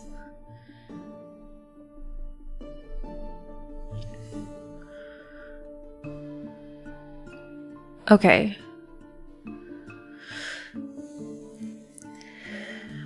Okay, I know I'm probably jumping the gun by thinking of this, but MC at the end of Shooting Stars, and there's about to be spoilers, guys, so anybody who's listening who hasn't watched Shooting Stars and is waiting for Shooting Stars, just be warned now that I'm about ready to speak spoilers. At the end of Shooting Stars, MC ascends the throne. We know that. And Xavier leaves Philos in the traceback to go find a source to cure or to deal with Philos's energy problem.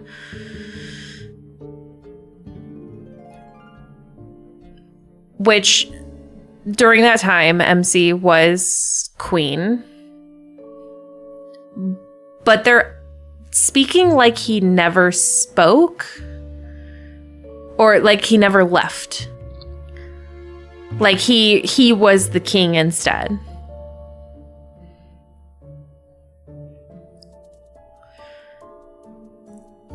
But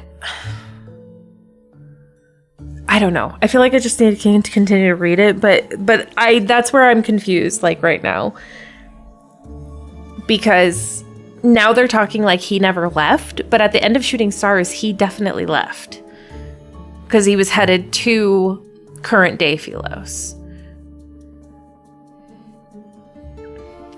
Because eventually Philos would end up dying anyways, because MC ascended to queen and she wasn't giving her life force up to Philos anymore. And that was the whole reason, was that she didn't know, or she did know because Xavier told her. Okay, I feel like there's some stuff in the anecdotes too that I'm missing.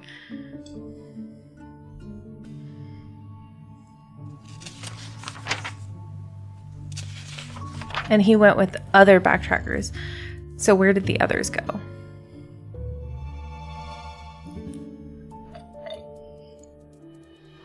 Well, and she wasn't oblivious to how Philos was being sustained. Because at the end of Shooting Stars, Xavier tells her how Philos has been sustained. But he doesn't say specifically that it's her. He just says that there's someone who was being used to sustain Philos.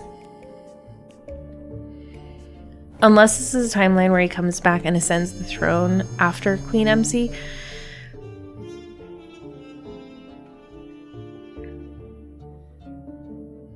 There's a few things going on with that. Okay. Lady Wallace seems to know exactly what's going on. And I know they're probably going to more at the end, so we do need to get through it, but it's just kind of a weird timeline that they're going with. Kind of a thing later. No, that's fine. Don't give spoilers. That's fine. I'm just gonna work through it also.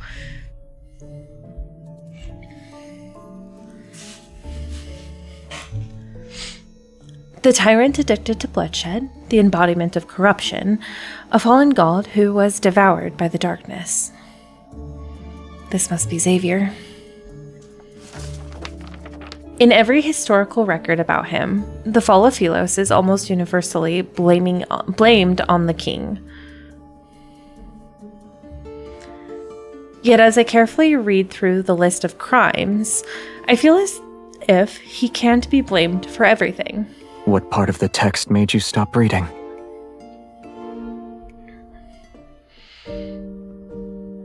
I will throw in my own theories at you, too, when you've finished. So you still have questions. Okay. You're our last hope.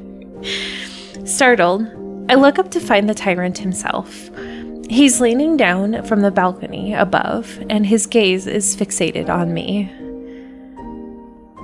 Why are you here? My only important person disappeared. Was I not supposed to look for you? Oh.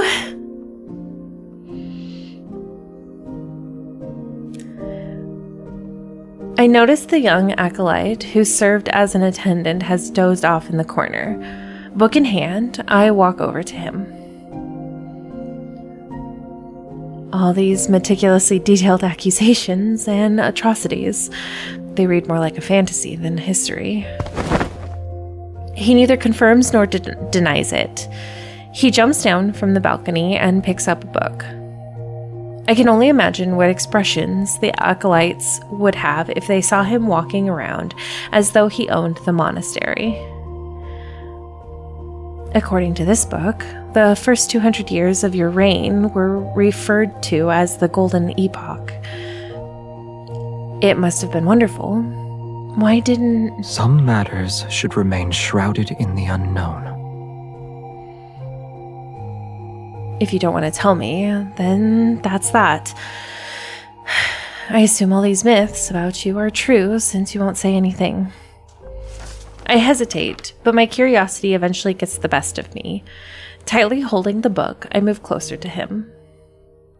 So, what happened to the royal capital of Philos? It was destroyed. What about the holy sword of the goddess? The statue was shattered.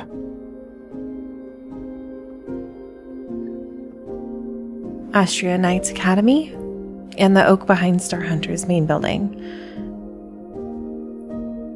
I desperately recall the places I can remember. Burnt to cinders, along with all the birds in the forest. The wind blows past us again. The windows rattle as the chandelier above us away.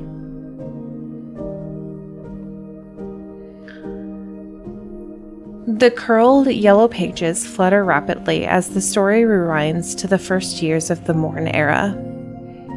A single event was commemorated, the coronation of Philos' only queen. Let's change the subject then.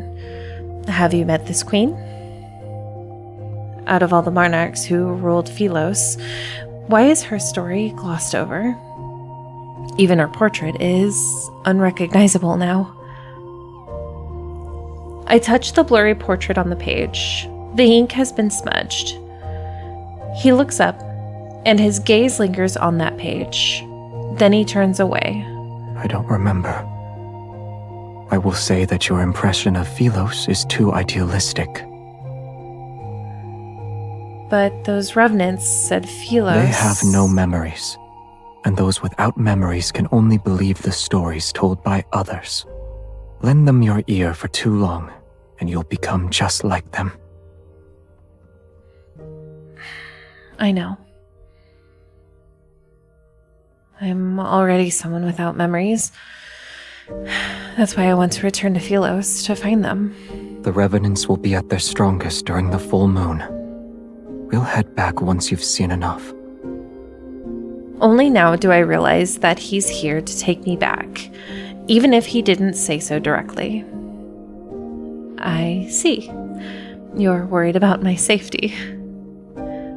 You said you needed to find me because of our agreement, but it's actually because of your loneliness. You've never lived in the castle for too long. The absurdity of our deal, his awkward expressions of concern. Perchance, it's because he's been alone and bored for years. I won't stop you from drawing your own conclusions. Of course you won't, because they're correct. Xavier's side-eye savage. Hunters from all around the world wail in unison to lost storage space. Good. I'll do just that, especially when it involves matters that make you uncomfortable. You refuse to speak of them in either case. I narrow my eyes and lean toward him. I push the book he's holding to the side. The city of Revenants has existed for over hundreds of years. Have you truly been alone all this time? The Revenants exist in groups. The acolytes gather together. They pray all day and all night in the monastery. I can hardly imagine what it must be like to live alone for hundreds of years, never aging, never dying. Aren't there any friendly revenants you can talk to? You want me to become close friends with them? Not all revenants are disagreeable. You're already prepared then. For what? You'll be their only goddess. And once you're no longer needed, you'll be a sinner they hate. A complex, indescribable emotion wells up inside me. I retort before I can stop myself. You always say they deserve to be trapped in their futile obsession for eternity. How are you and I any different from them? Aren't we also trapped? I'm obsessed with returning. What about you? Obsessions are for the dead. I have none.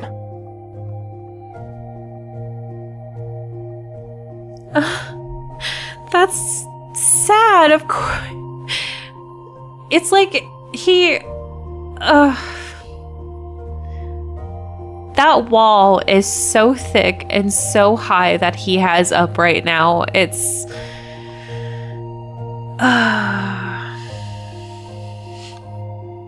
He turns, his profile etched in moonlight, yet his features are obscured in the shadows. I can't help but feel like nothing matters to him.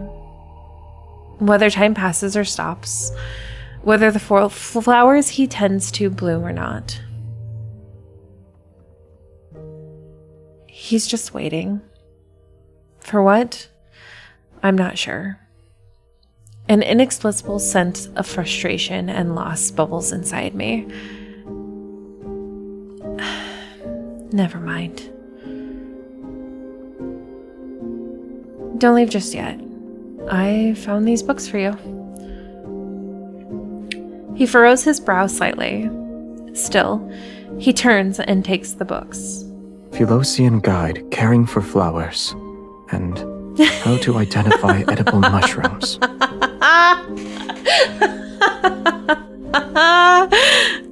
Atta girl. I'm not sure if flowers can bloom without light, but watering them 3 times a day will definitely kill them.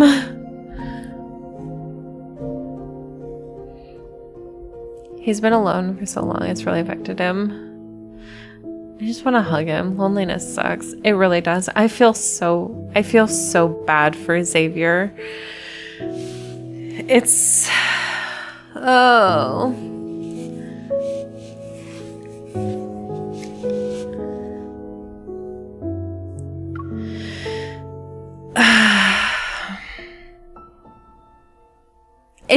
It's so interesting to see Xavier have like this wall up. Like he's at the beginning of the game, he's standoffish, but it's not like a wall. It doesn't feel like a wall. And in this, it's like a steel barrier that he has. It makes the event prying.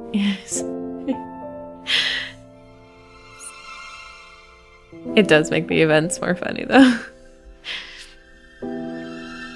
You noticed something about these new myths.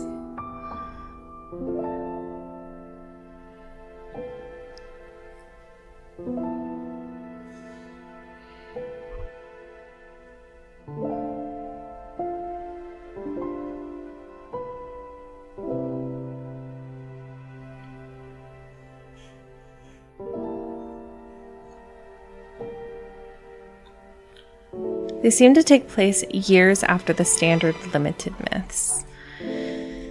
Yeah, they are in conjunction with the myths themselves. I actually really love how they portray his character because I do think that this is how his type of person would get after some kind of drawn out trauma. I agree. It's not... the way he's acting is not totally out of line with the type of like struggles he would deal with. So it totally makes sense that he would be like this.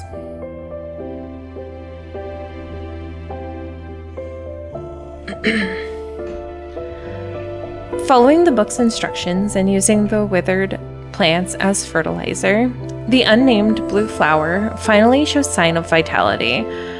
It's grown taller since yesterday, and its leaves unfurl with a hail luster. Days pass. Before I know it, it's time for the pilgrimage ceremony. Outside the city's walls and along the riverside, over hundreds of tents have been set up. It's to accommodate the thousands of revenants who are here to witness the ceremony. After praying at the monastery, the pilgrims and acolytes descend along the ridge. They carry blessed lumen flora. The procession covers a long distance, singing hymns to praise Philos. They walk with carefree steps and carry lamps throughout the night.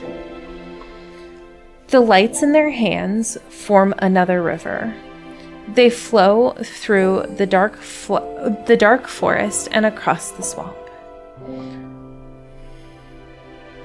Why do I feel happy?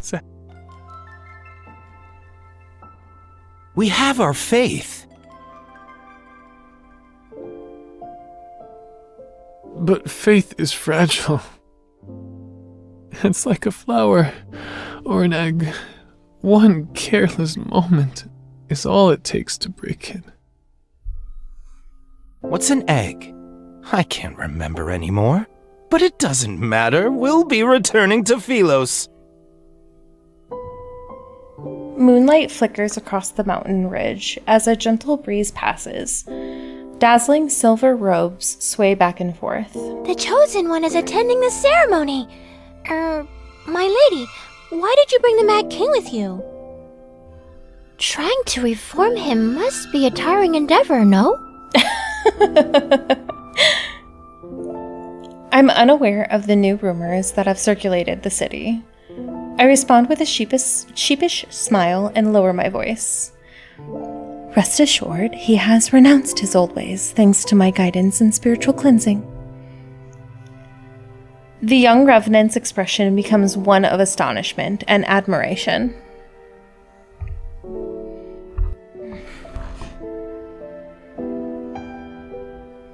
I gently tug Xavier's sleeve.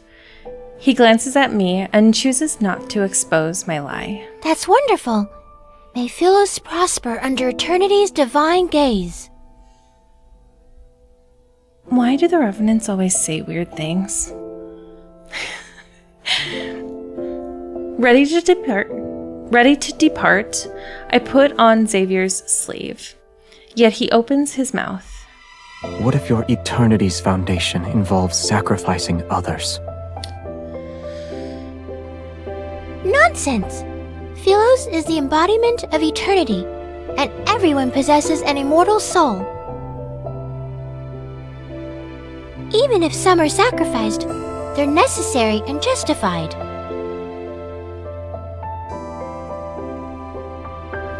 That's a weird thing to say. How can we fight against the emptiness of time without immortality? How can we explore the universe? Assuming eternity does belong to Philos, then why did you and the others die?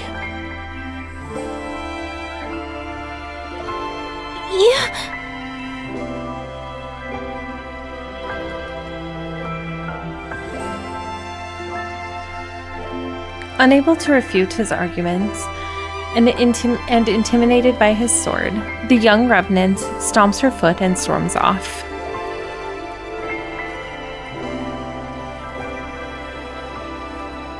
Inside most of the tents set up along the river are statues of Philos' royal family from throughout the ages. They're near the witnesses who are attending the ceremony. These royal statues are crooked and misshapen, their features indistinct. Maybe it's because most revenants have poor memory. This one is surprisingly lifelike. Its faces are far too fierce. Or are too fierce for my liking, however.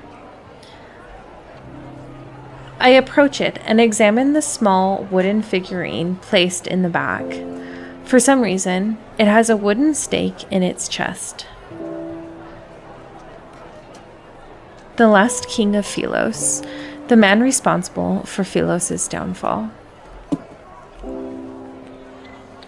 An indescribable emotion stirs. I pull out the wooden stake and place the figurine in the brightest, most prominent position in the center of the statue's base. I walk a bit further, and more revenants offer me flowers. Despite my attempt to refuse them, I eventually accept each one. Can you even carry all of these flowers? He did. It's so blurred when it comes...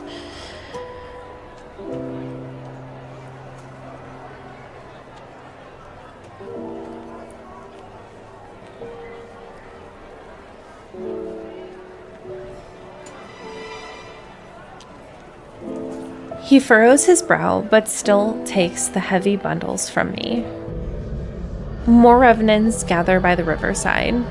Their singing is so loud that they almost drown out other sounds. Worried we might get separated, he frees one hand to hold mine as we slowly make our way through the crowd.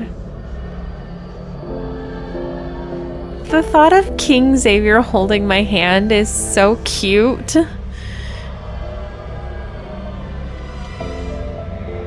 The last king of Philos, and the man responsible for Philos' downfall. That beloved king who was eventually despised by all. That's you, yes? We've spent so much time together, his identity is no longer a secret to me. I'm more curious about that queen's story. I want to know what she did. There must be a reason for why everyone was so reluctant to speak about her fate. What do you think happened to her? He looks at me. Stories about salvation and sacrifice follow the same pattern. Some perish, others are saved. Some continue to live, and others are forgotten. I suppose she didn't accomplish anything. That's why she was forgotten.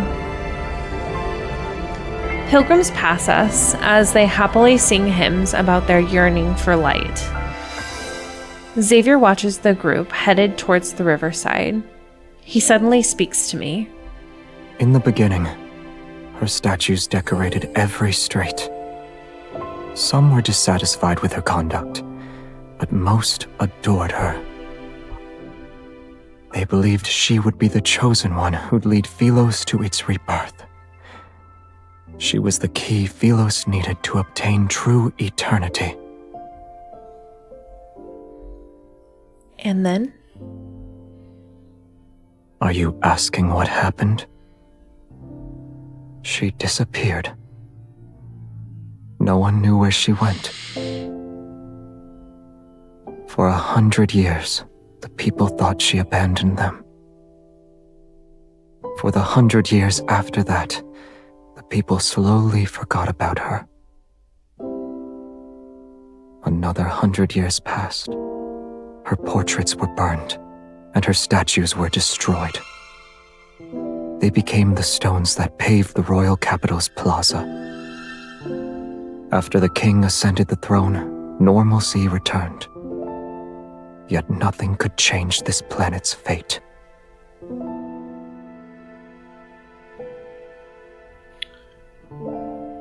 Okay, quick question.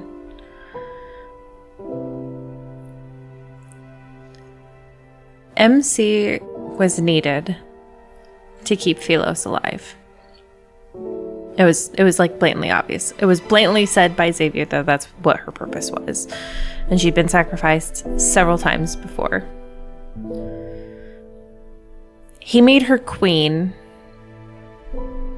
to stop that from happening. But what if it didn't end up stopping happening? What if she knew, because this is something MC would do, what if she knew of Philos' state, knew that she was the key to keeping it surviving, and she sacrificed herself on purpose? Because Xavier was already gone. He already left Philos to to the trace back. But what if word got back to him that she had sacrificed herself, and so he returned to Philos to take over and then just let the whole thing perish on purpose? Like,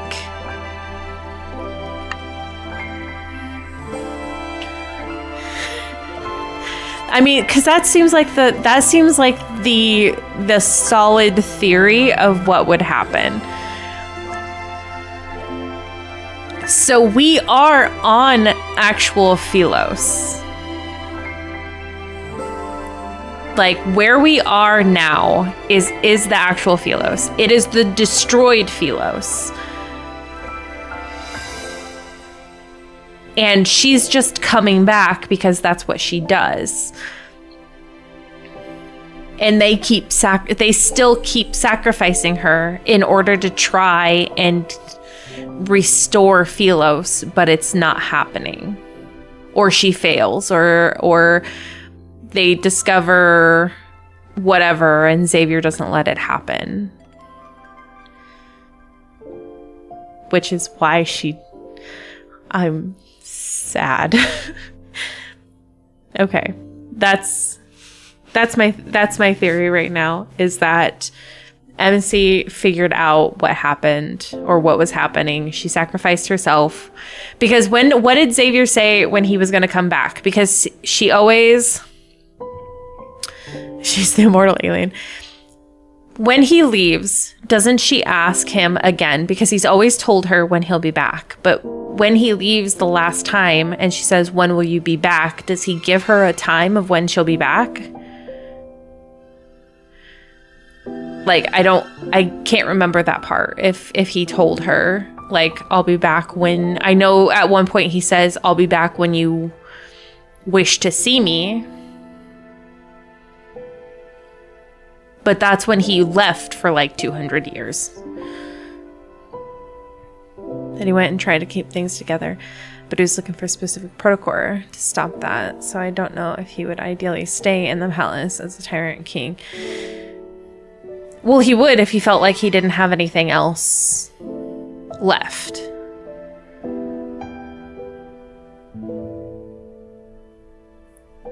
Like, what if he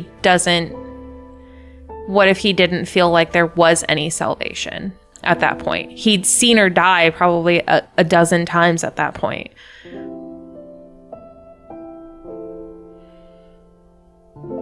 Or hear me out.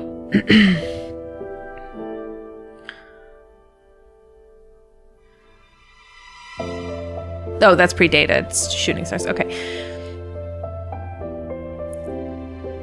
My theory is that MC sacrificed himself. He got angry about it, came back, decided, "I will be king," because I think the reason he put her into being queen is that so he could, I don't know, he put her into being queen instead of him so that she could maybe thrive in Philos. But then when she discovered what the power was and sacrificed herself, he came back and was like, "Well, if you guys are still sacrificing her, then I'm going to be king and I'm going to make sure that this planet dies." He's so mad about it. He's like, "I'm going to make sure the planet actually dies."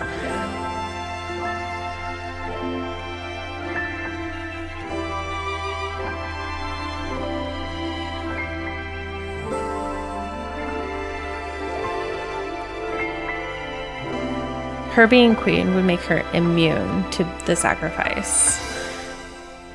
Right, only if they choose to sacrifice her. But it doesn't make her immune to sacrificing herself. I would imagine. Because she makes the decree.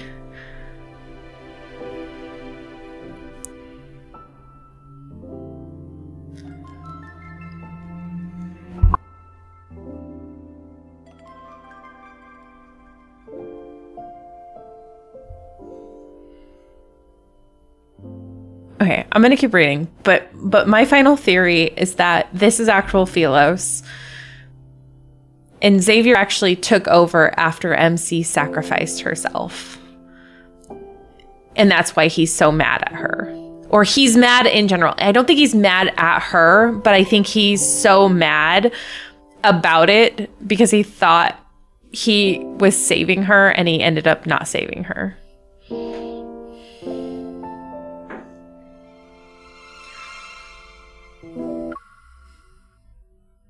After the king ascended the throne, normalcy returned. Yet nothing could change this planet's fate.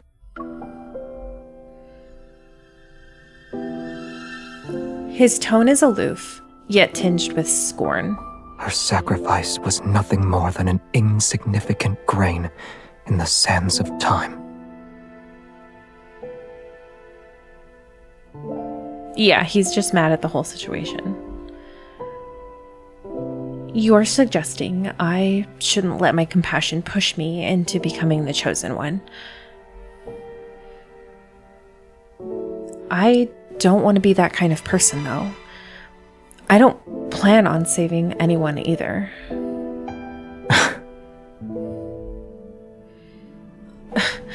What? Do you think I'm being too selfish?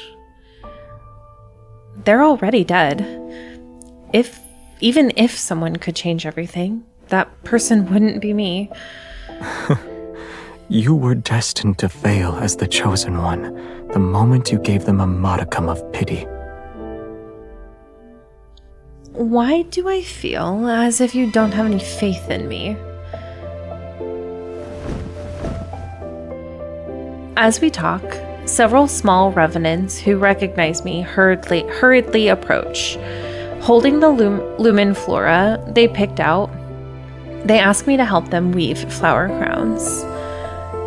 Xavier has an expression that shows he expected this to happen. I sigh and push away the revenants. 1 crown each, form a line.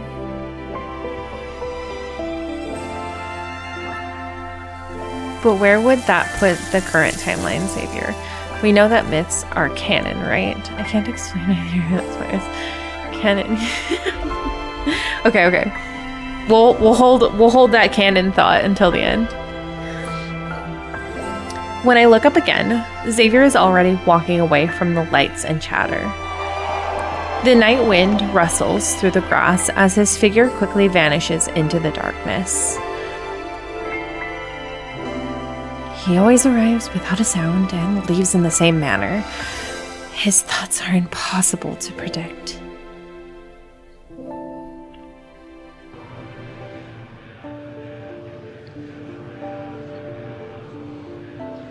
The ferryman and young knight stand by the riverside. They stare at the lights as the singing revenants that the night fog has already consumed. You keep her close. Are you afraid she'll recognize you? Or are you afraid she won't? She won't remember. It won't be long until the apocalypse arrives. After this pilgrimage ceremony, the river might grow again. And it might reach the Tree of Life. Do you want to be a witness to that? Should they find a method to return, they'll see Philos is no longer the place they imagine it to be.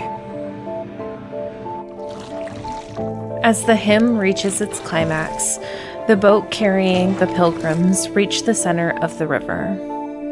Amidst solitude and stillness, he turns to look at the elderly man behind him. Isn't it peaceful when there's no one to ferry? For us who desperately clung to life until the very end, being trapped here is a punishment. Yet sinners should atone for those who died unjustly. Am I mistaken? And her? What will you do when she can't continue?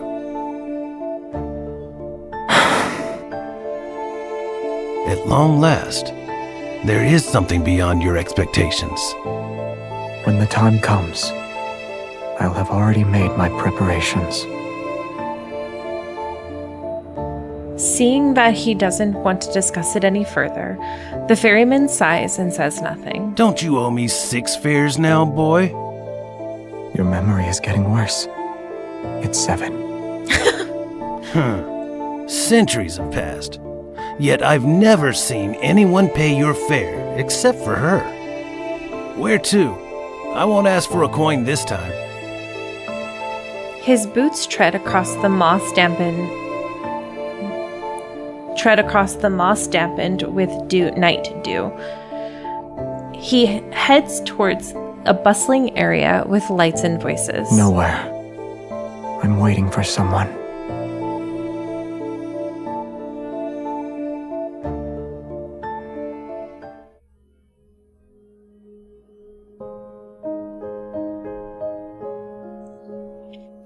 The Revenants say this grand ceremony is based on a ritual conducted in the past. It was how the royal family bid farewell to knights before they were sent to battle. I wonder if anyone gave Xavier flowers when he departed as a knight. I rub my sore wrists as I finish weaving the last flower crown. It's for him. It was scary. When he passed by my tent and saw me making wooden carvings, he threatened me into making one for him.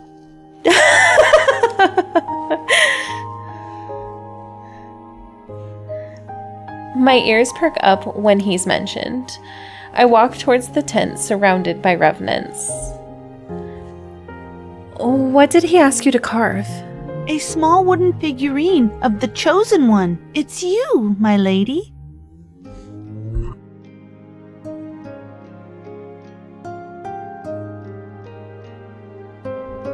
Huh? Did he pay for it?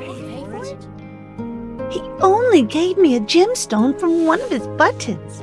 Was he trying to flaunt his wealth? Unbelievable. He's only pretending to obey you. He'll spend every night cursing you with that wooden figurine.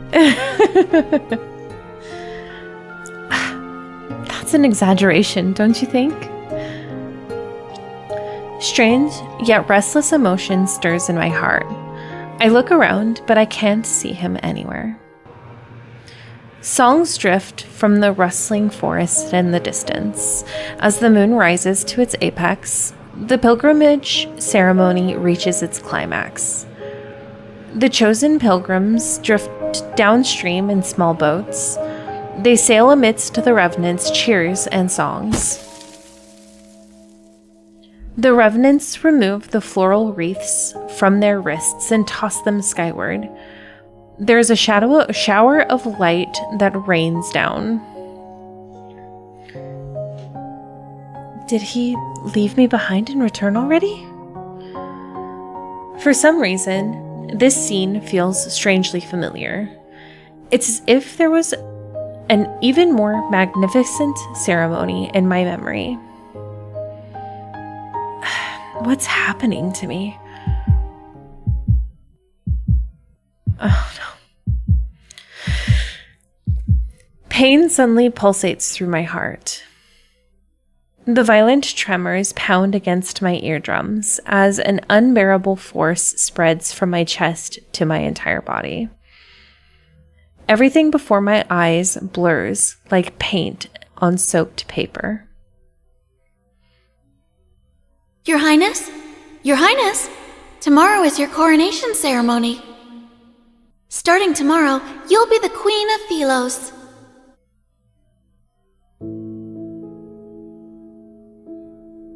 Before my eyes is not cinders fell, but a magnificent grand palace. It is as white as snow and radiant. For your coronation, he asked for 20 carriages to be filled with fresh flowers. I'm telling you this in secret, so you didn't hear it from me. The children he hired lined the streets. They cheered and scattered flowers. Some stood along the roadside, others on rooftops. In the end, the entire square turned into a sea of flowers. Did you see it? Is this my memory? Are they talking to me?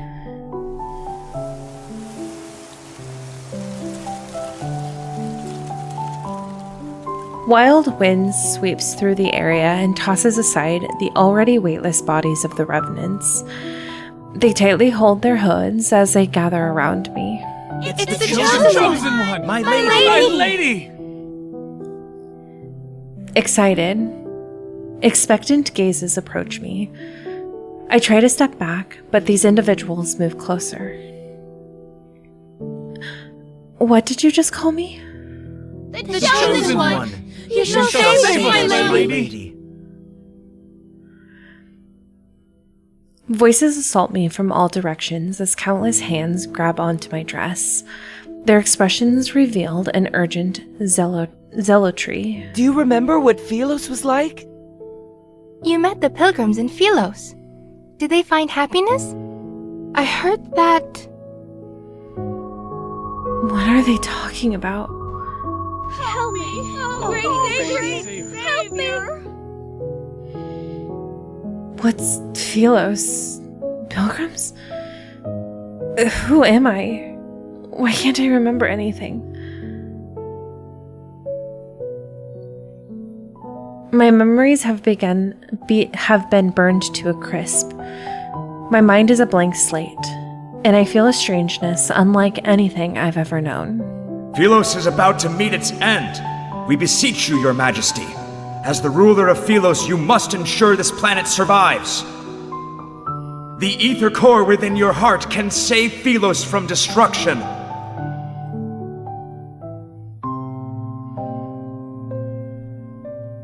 The Chosen One has exerted herself during the pilgrimage ceremony. Leave her be. The crowd parts. When I raise my head, I see an elderly man in white robes standing before me. I don't understand why he's smiling. Weary, I step back. Take her away. After he turns and walks elsewhere, a young acolyte immediately runs towards me. My lady, please return to the monastery with me. Wait! Please don't wander off! See you later, kid.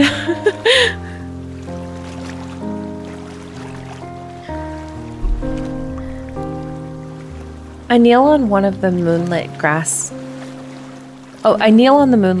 and stare at my reflection in the river. The face reflected in the water is unfamiliar. The clothes I'm wearing are unfamiliar. Even the crown on my head is unfamiliar. Within the rippling, blurry reflection, numerous shadows stare back at me. Come, become one of us. Shadowy hands reach up from the water. They pull and tug at my clothes. Become nourishment, just like us.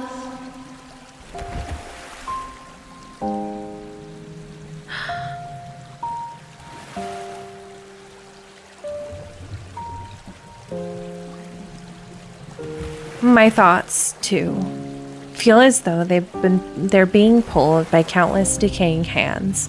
I'm slowly sinking into a whirlpool.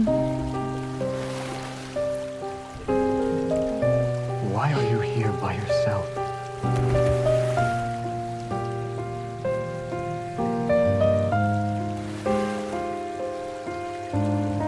A white figure appears in the depths of the forest. In spite of the darkness, he's cloaked in a soft light. As soon as he raises his head, I freeze. Several seconds pass before I feel the faint flutter in my throat. Why are you just staring at me?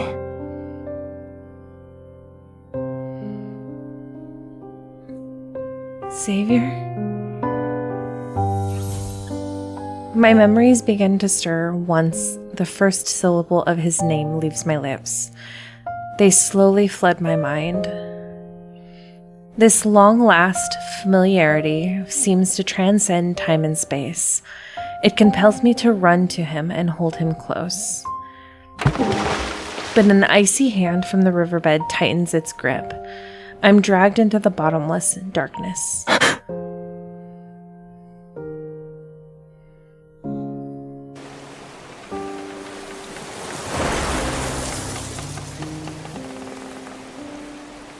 The group of pilgrims disperse. Only the lumen flora lie scattered on the ground. Your Excellency, will we be able to return? Worry not. The day when we are welcomed into the light shall arrive. A raging gale churns the river's waters as dark clouds suddenly obscure the moonlight along the horizon. In the fog, a boat carrying revenants is swept into the whirlpool. The vessel and its passengers are swallowed. They will never resurface.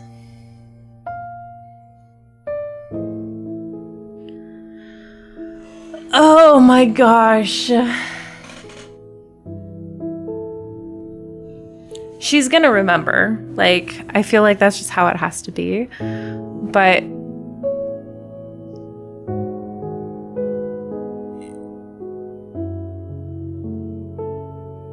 my theory still stands. She knew what was going to happen to Philos and she decided to sacrifice herself.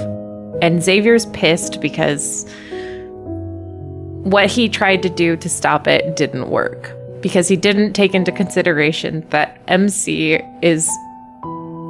has her own strong will and would have protected Philos regardless of what would have happened to her.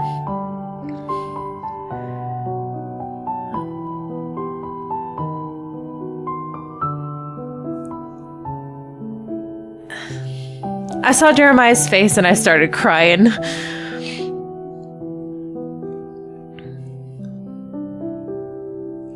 I love Jeremiah.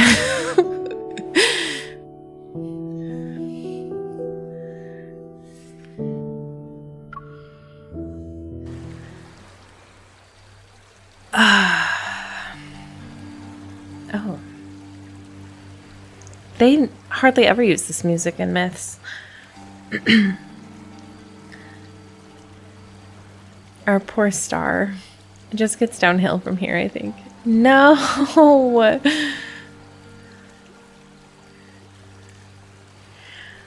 The chorus of voices comes and goes like the ebb and flow of the water. It's close before suddenly becoming distant as it gradually fades into the depths of the murky consciousness. When I wake up again, I find myself lying by the riverside. My sleeves are soaked with cold water. Was I unable to remember anything before? As an outsider, my memories slowly fade away just like the revenants. Wait. Xavier. I freeze before I sit up and look around frantically. Xavier? No one answers. I stand and start my search. I soon spot a familiar figure in a nearby field of flowers.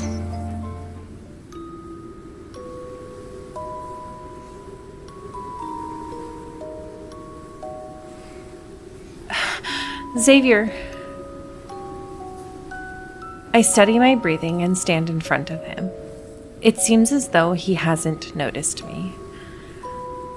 Seemingly in a deep slumber, he lies quietly amongst the flowers. Thin wisps of black mist are wrapped around his body. It's as if the resentment of countless revenants is corroding him. His breathing is stable. His chest rises and falls with every breath. He's not injured. Is he actually sleeping?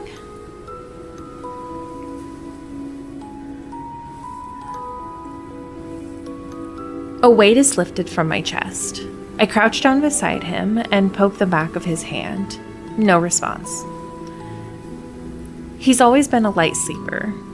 He'd sense my presence as soon as I took a step in his direction before. But he seems to have fallen into a defenseless slumber this time. I can't help but lean toward him, to the point where I only need to look down to see his long, soft eyelashes. You're always so stern when you wake up, but I'll admit, you look cute when you're sleeping. The person you like, the one you wanted to give flowers to, wouldn't she want to see you smile? I touch the corner of his mouth and imagine what he might look like with a grin. Without realizing it, I start smiling. Did you say my name? Or was I imagining it? Xavier. Who exactly are you?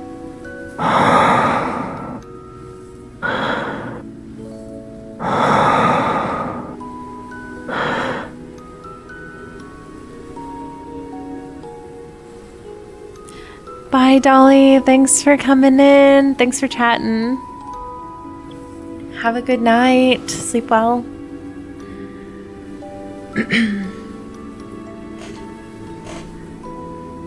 Deciding to set aside these unanswerable questions, I lie down beside him and touch his hair. The strands are intertwined around my fingers, and I begin tying knots, one by one, for him. Next time you give me a cold look, I'll just think of how you're letting me mess with you right now. As if hearing my words, his brow furrows slightly. Keep sleeping if you're tired. Oop. Sorry. He suddenly opens his eyes. I loosen my grip, and the half-braided strands of hair escape from my hand. You... Our gazes meet in the darkness. He doesn't speak, instead opting to stare at me for a long, long time. It lasts for so long that questions appear in my mind. Is he trying to confirm something, or is he waiting for something? You're here. Huh? I had an incredibly long dream. I followed my teacher into battle. And then I journeyed through the starry sea. When I returned, you were gone.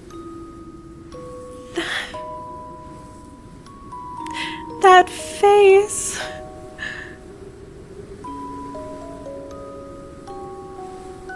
His voice is soft and hoarse. It still carries traces of that dreamlike days. So much happened during those 300 years in your absence. I don't even know where to begin.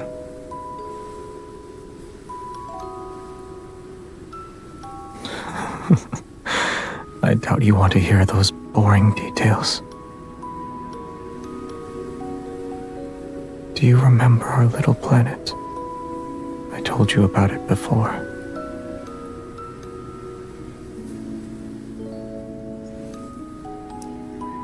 The wavy leaf sea lavenders grow better there.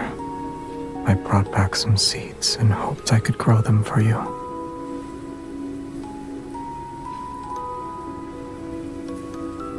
So the name of that flower is wavy leaf sea lavender.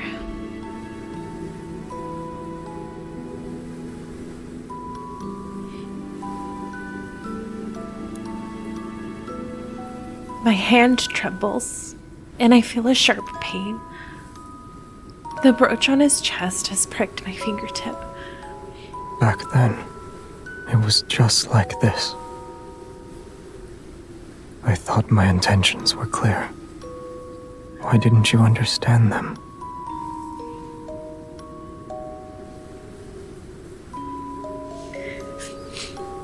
I'm sorry, Xavier.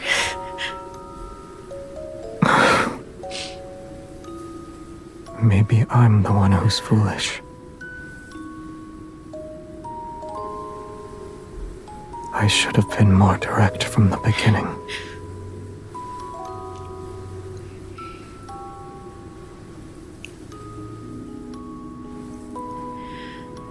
He gently holds my finger and carefully wipes away the drops of blood. When we last saw each other, you said you had feelings for someone. It doesn't matter to me yet. Why wasn't that person by your side when you were in danger? Because he decided to go off in a spaceship. Forget him.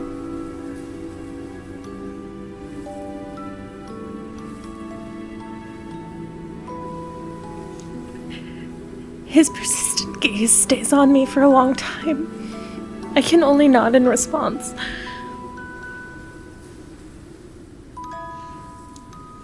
I don't like him anymore. But I like you. Is that all right?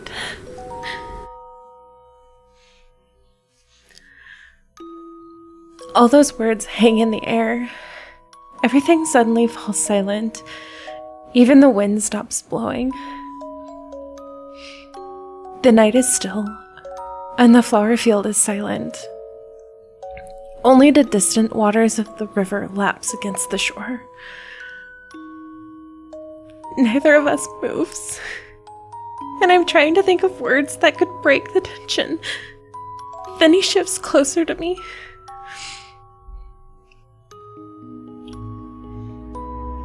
His cool fingertips press against my jawline, and our breaths intertwine. I attempt to create some distance between us. What's wrong? Am I not allowed to kiss you here? He lowers his head, his expression indiscernible. All I can feel is his cool breath against my eyelashes. Of course. Why would you want to see me like this? The hand at my nape suddenly tightens its grip, and he lowers his head again. Instead of retreating, he stubbornly kisses me. It feels like I'm trapped in a thick, vicious dream. I'm unable to wake up and unwilling to try. The warmth and pressure from his hands seep into my skin. They carry an affection that borders on obsession. This is my dream. I'm free to do as I please. You're a figment of my imagination, aren't you?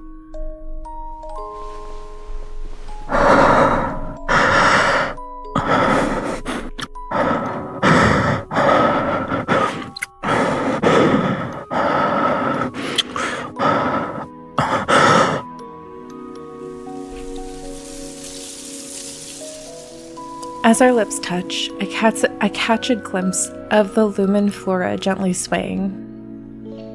The wind has begun to stir again.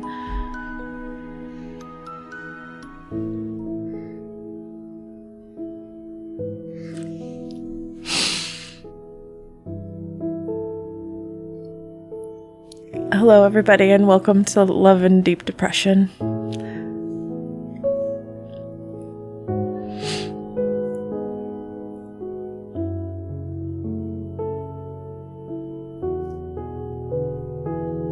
Should have been more. Yeah, no. My theory still stands. Tell a good story while breaking your heart. Yeah. I have a feeling I'm only gonna get more crying. Yeah, I'm pretty broken, actually. I'm sorry. I'm tired.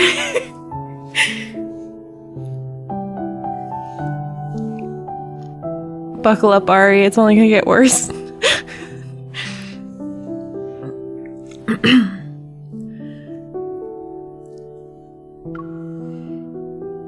I could barely read the rest of that sentences.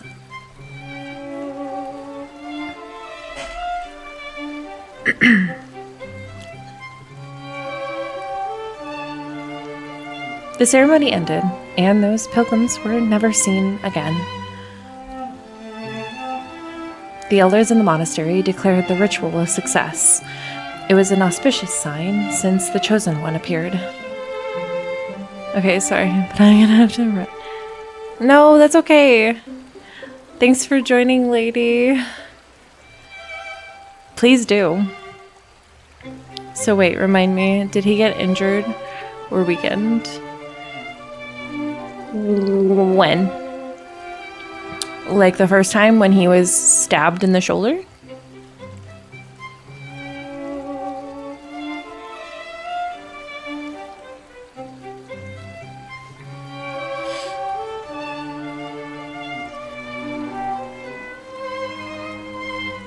The revenants celebrated every night. The city was filled with statues of the Chosen One in all sizes overnight. There was also the tree bark touched by the Chosen One, the tiles the Chosen One stepped on.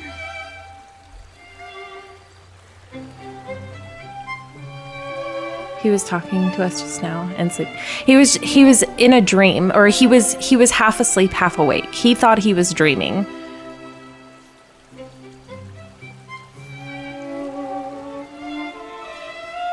He wasn't injured. I think the black smoke, it sounds like it's just like a corruption.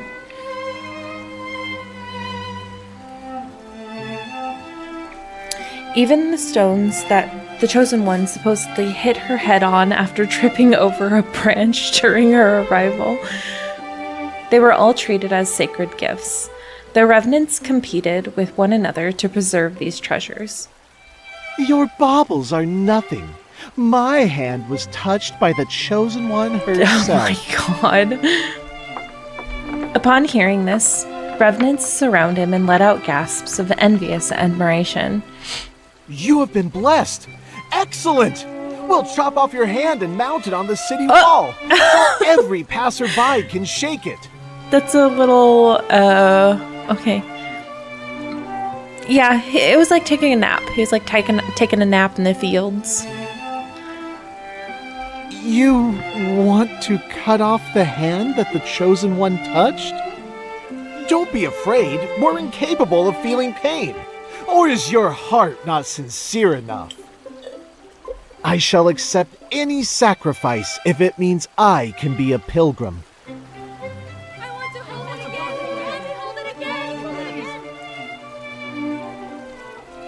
After I attended the pilgrimage ceremony, I realized that, as an outsider, my memories will slowly fade away too. If I can't return to Philos, I'll eventually be just like those revenants. Yet where did those pilgrims go? Acolytes from the Order of Babel always avoid the question. Does the end of the river truly lead to the tree of life that's mentioned in the prophecy?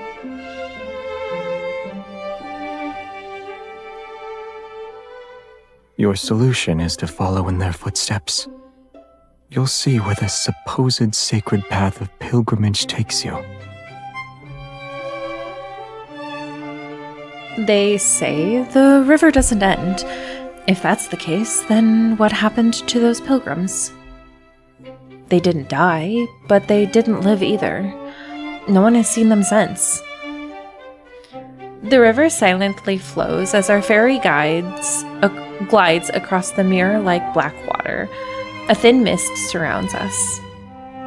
Come to think of it, if we're measuring how close someone is to the Chosen One, you should have been chosen for the ceremony. I'm honored. Bye! Oh, sorry. I thought that was someone else saying bye. Sorry, Nina. You ate meals cooked by the Chosen One, held the Chosen One hand, and even embraced the Chosen One. And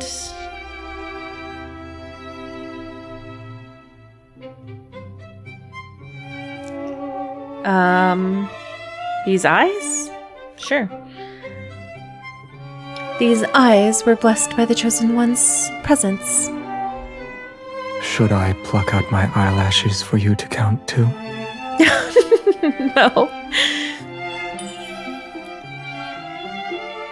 These lips have also kissed. Remembering what happened that day, I swallow my words. You don't want to continue? You actually don't remember anything. He responds with an expressionless look. Then he turns away, and his voice is unexpectedly tinged with a hint of resentment. Oh my gosh, that side eye! Can I catch it? Oh, yes!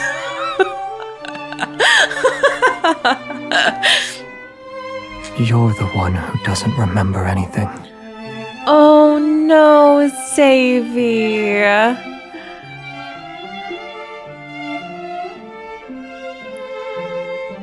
Not wanting to argue, I focus on what's more pressing at the moment.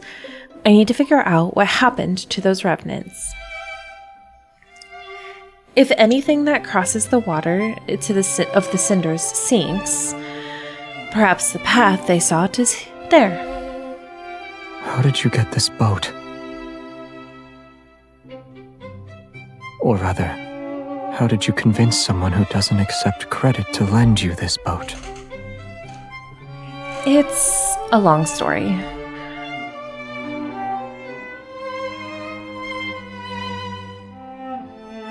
After boarding the ferry numerous times, I gradually became acquainted with the ferryman of the Cinders. Occasionally, when he wanted to rest uninterrupted, I would volunteer to take over. He didn't agree to at first and always refused with cold expression, but as time passed, he eventually let me handle it. When I encouraged revenants who wanted to cross the river despite lack of coin, I didn't turn them away. I asked them to tell stories as a form of payment. When he discovered this, he always turned a blind eye. As for his background and why he serves as a ferryman for the river, I asked him out of curiosity before, but he always refused to talk about it.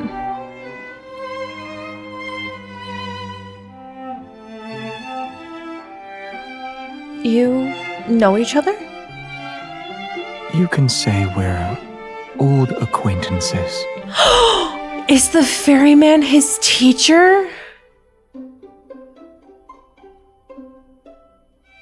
The ferryman has to be the teacher. It sounds like they're old acquaintances from Philos. As we gradually sail away from the city, we can see the desolate forest to the west is burning. Acrid gray smoke rises skyward. More revenant knights have been gathering at the edge of the forest, and the strife is becoming more prevalent. Consumed by resentment, they fight each other with the hatred from when they were alive. Their screams echo amongst the dead branches and fallen leaves. As the bishop foretold, signs of the apocalypse are once again emerging from the ruins of the city. I was unaware you were skilled at ferrying. After the boat hit a submerged shoal and spins around several times, he can't bear to watch anymore. He takes the oar from my hand.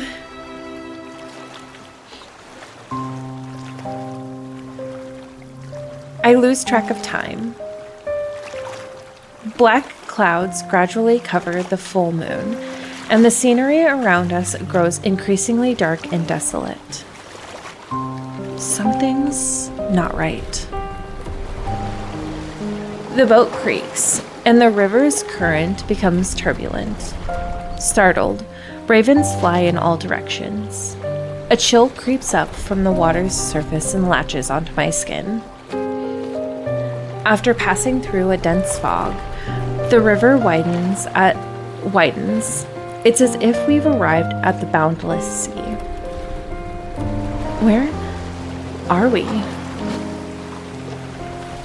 The water thrashes violently like an untamed beast. The looming threat of danger is palpable. I don't want this. I don't want to be trapped here. Join me. Become part of these dead waters. No worries, Mina. These voices, where are they coming from? Wait, don't fall in. Under the water's surface, countless visible hands seem to reach up. Hatred pushes them to maliciously toss our boat back and forth. Maliciously. I grip the edge of the boat with all the strength I can muster. Pain pulsates through my chest without warning. My vision blurs.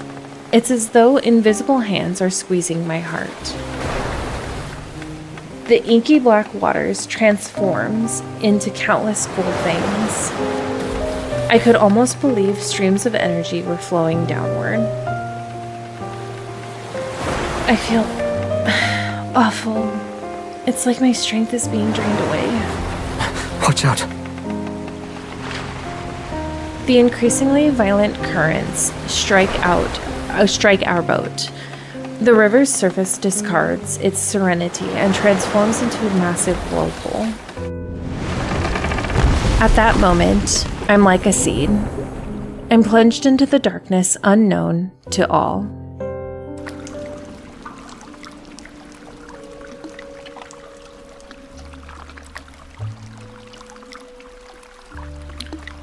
When I open my eyes again, I find myself curled up in a warm embrace.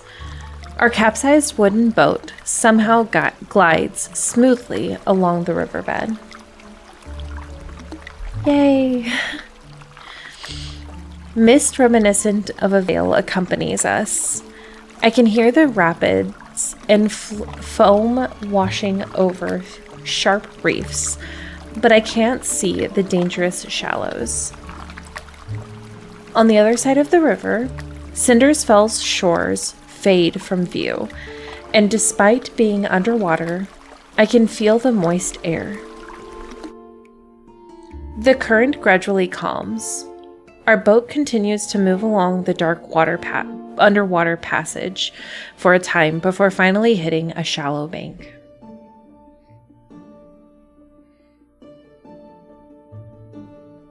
Xavier steps onto the shore first. Then he turns and helps me stand. Careful now. If you fall in, you won't be able to float back up. Despite the fact that the water here barely reaches my ankles. The cave before us seems endless. Strange tiny particles of light float in the air. Warm and bright, they feel oddly familiar. I can almost believe this energy was once part of me. A profound realization washes over me. Perhaps this is the sacred path of pilgrimage, the road that returns to Philos.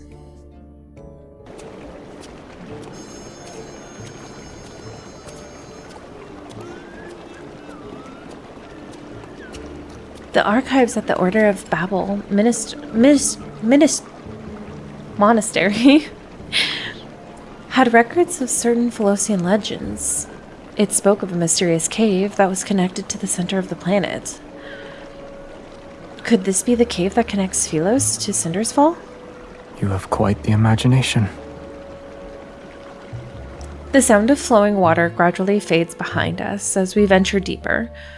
The further we go, the more the scenery unfolds before us. Look at these light particles. They keep increasing in number and brightness. Perchance the pilgrims who disappeared found themselves in this place.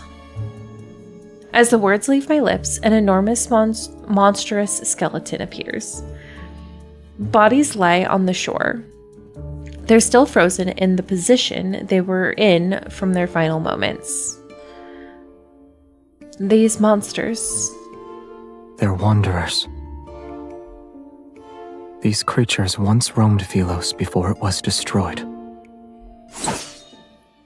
The gleam of a blade flashes, and the bone-white remains dissolve into energy particles before dissipating. They were devoured by those monsters before they could escape. You know something, yet you're unwilling to share it. He remains silent before turning away. His cloak billows out behind him. If we could actually return to Philos, what will you do? Aside from finding your name. I haven't thought about it yet. Is there anything you'd like me to do for you? Should I meet with someone on your behalf? No. The path splits in two, and for some reason, I can sense the energy emanating from deep within the caves. I take his hand and keep walking. We need to discuss certain matters.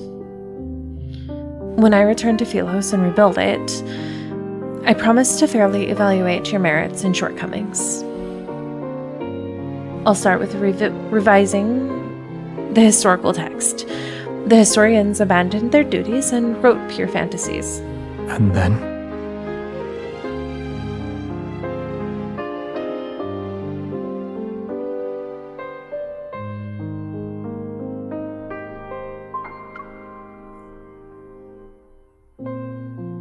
I'll traverse the starry sea and visit every place the traveling bards sing of in their songs. I'll be like these specks of light. They emit a faint glow, yet they can drift to distant places. That sounds wonderful. If the worst happens, as in I can't find anyone who remembers me and I'm unable to stay in Philos, staying with you would be nice. I keep those words to myself as I look at him. It's all right. The starry cosmos has many places you could visit. Take, for example, a beautiful little planet.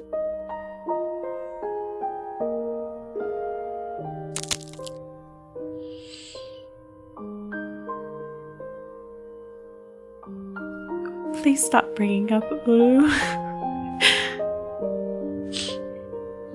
I hear strange clicking beneath our feet. We look down at the same time. There's a deathly pale wrist encased in crystals. Akin to veins, dark red vines are wrapped around its ribcage. The delicate roots of eerie flowers penetrate hollow eye sockets. That's... Look over there.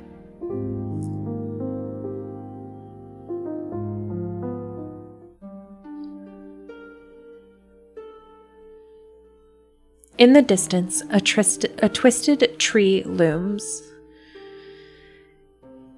It isn't a real tree, but one formed by countless crystallized skeletons. They're stacked and entangled with one another.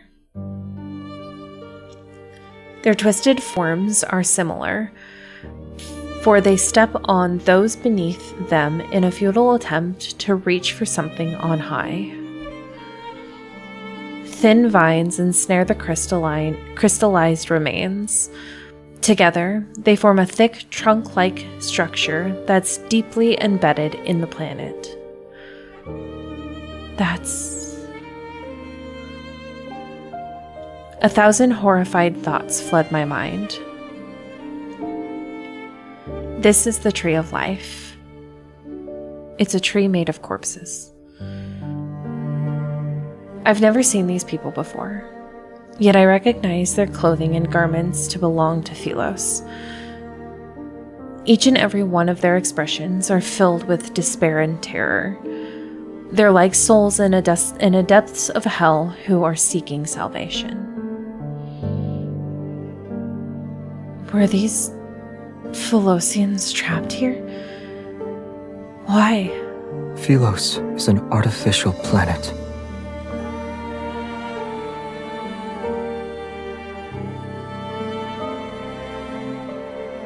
He suddenly speaks. Their pretense of eternity depends on an energy source called a protocore.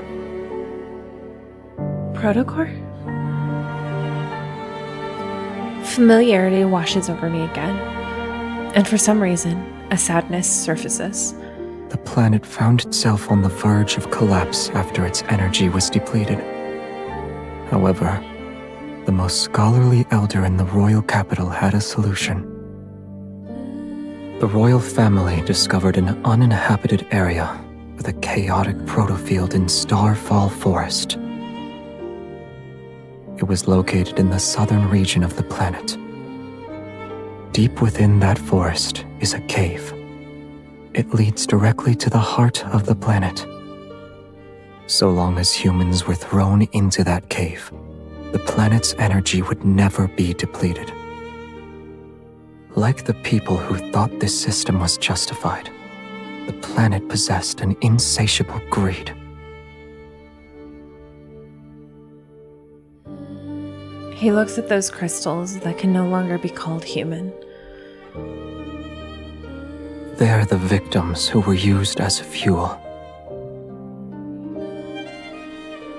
Did anyone escape and live to tell the tale? I look at Xavier, but I already know the answer in my heart. No. He starts walking again, moving past the tree as he continues forward. Those who defied orders and went to investigate disappeared after entering the cave.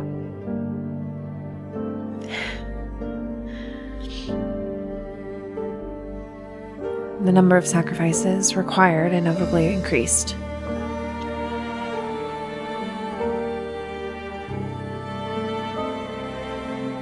No one would willingly sacrifice themselves for the planet unless there was a good reason.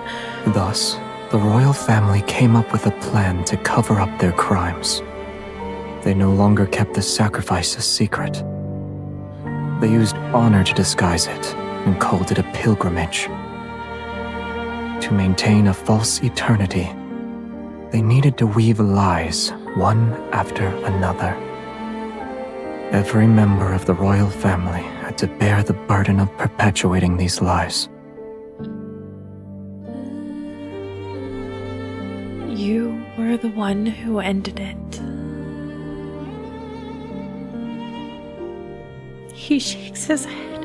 Ironically, the one who did that wasn't even remembered.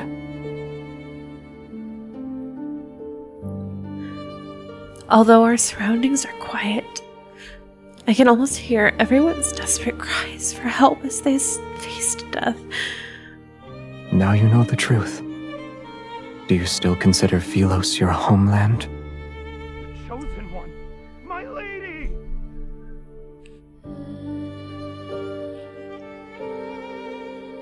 My footsteps falter, and I look down. I'm greeted by eyes filled with absolute terror. That outfit. He's a pilgrim from that day. Tiny crystals, seemingly alive, spread from the youth's palm. The pilgrimage is a lie. It will never lead us to Philos. Or a source of nourishment for the cinders. The waters, they grow without end. Only then will it reveal the true path. You are the last one it needs, my lady. You can lead us back to Philos, yes, my lady? He kneels before us and presses his forehead to the ground. Why won't you save us? You traitor! Watch out!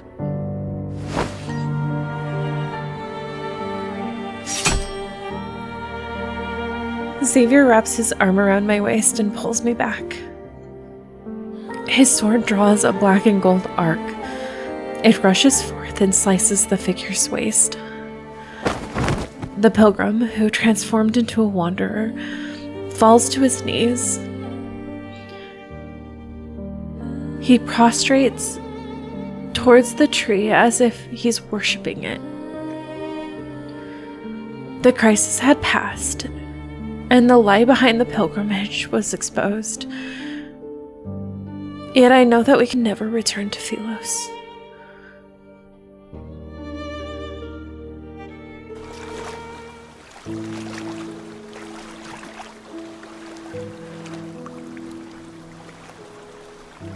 After we return, we seemingly have an unspoken agreement to not discuss the path of pilgrimage, as those memories of Philos are nothing more than obsessions about past illusions.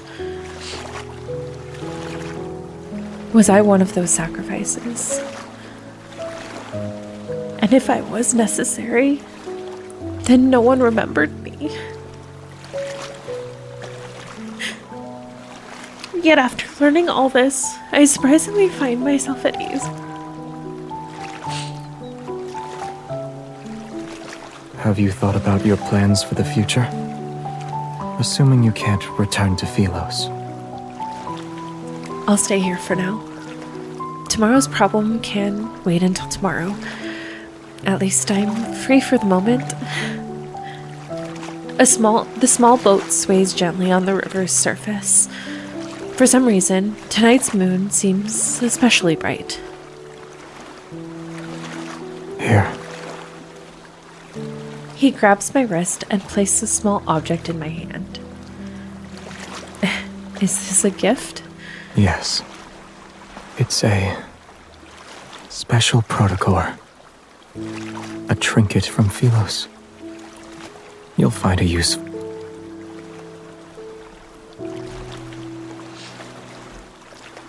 Are you sure it's not a small stone or pebble?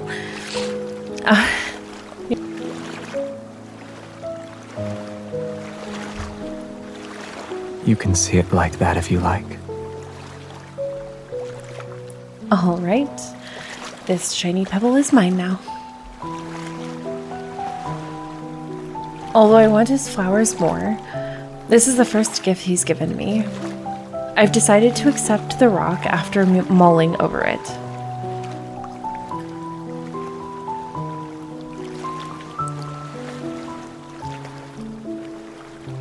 I lay down at the bottom of the boat and recall a similar tranquility had accompanied us for our first boat ride. Back then, I accidentally touched his reflection and saw his past. I tried again at a later date, but failed. An impulse to try again takes hold of me. The moon's light pierces the slender tree trunks and illuminates his reflection in the water's surface. When he isn't looking, I touch his reflection on the river.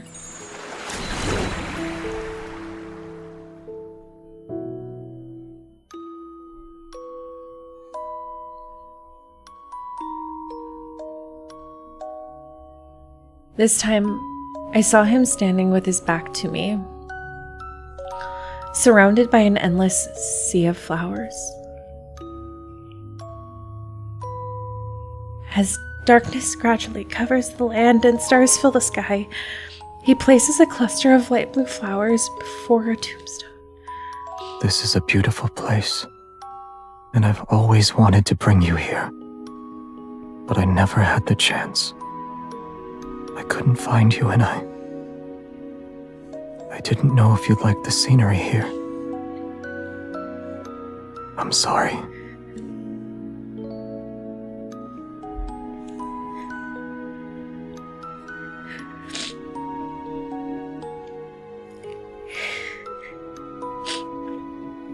His voice softens as his fingers slowly trace over the engraved text on the tombstone.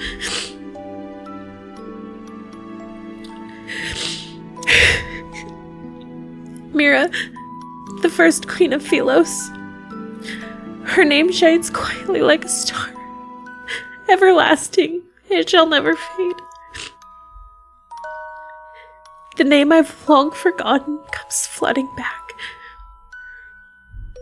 The forgotten queen was me this entire time.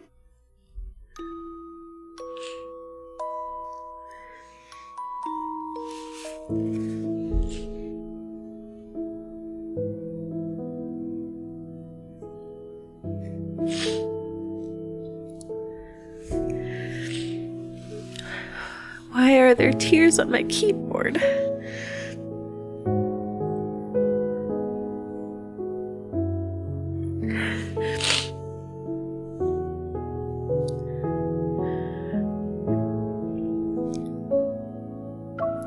It was the I'm sorry that got me.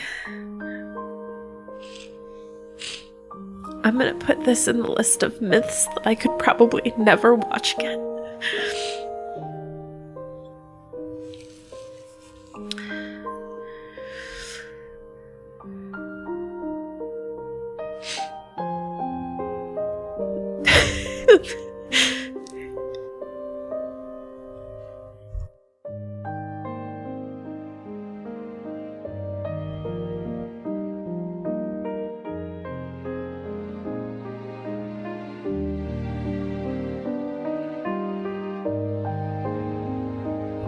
Okay.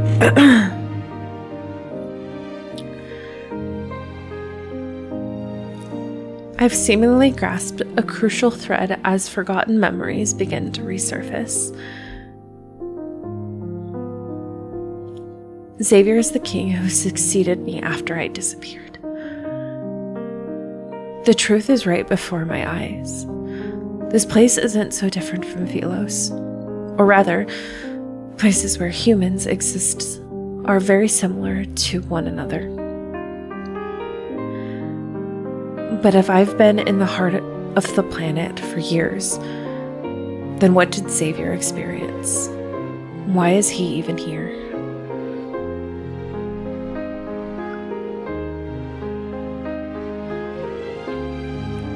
Little by little, I pieced together the truth from the forgotten tombstones scattered across Cinderfell. The story continues. While I was gone, my knight traversed the starry sea. My knight, put on that dust-covered crown. My knight became their king.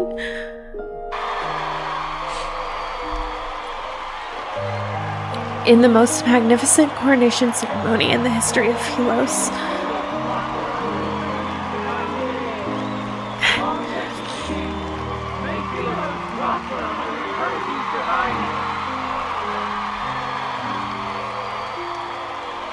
his decisions and achievements sent echoes through the cosmos, and during the test of time, they had spread far and wide. The people gathered in the square, bathed in the sun's brilliant radiance. They danced to the rhythm of drums and wind instruments until midnight. Only when the radiant moon hung high, its light making the city's walls the color of bones, did he finally leave the courtyard.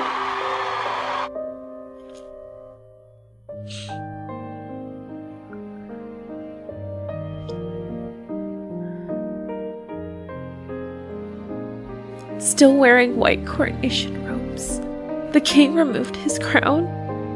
Akin to God's merciful gaze, moonlight poured through the dome and washed over him. Did he sleep well? What happened in his dream? I miss you so much.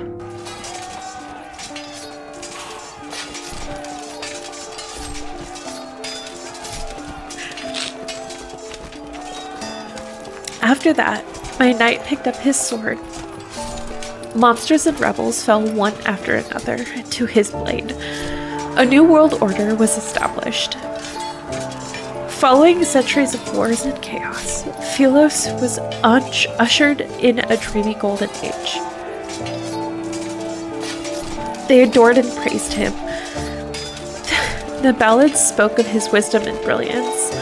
All knights swore their loyalty to him. He was given the title Sentinel of the Star.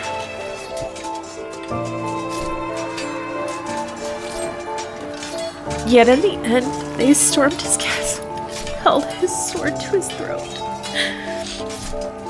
Knowledge was lost, the world order crumbled, and war raged endlessly. He sat at his throne as a prisoner. Alone, he bare the weight of his crown.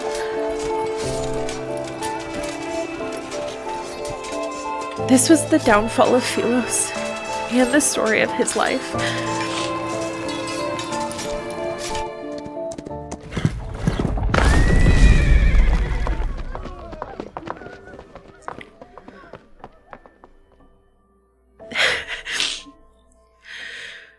Horseshoes shatter the monastery's gate for the 14th time, yet the acolytes still panic. What have you done to the river?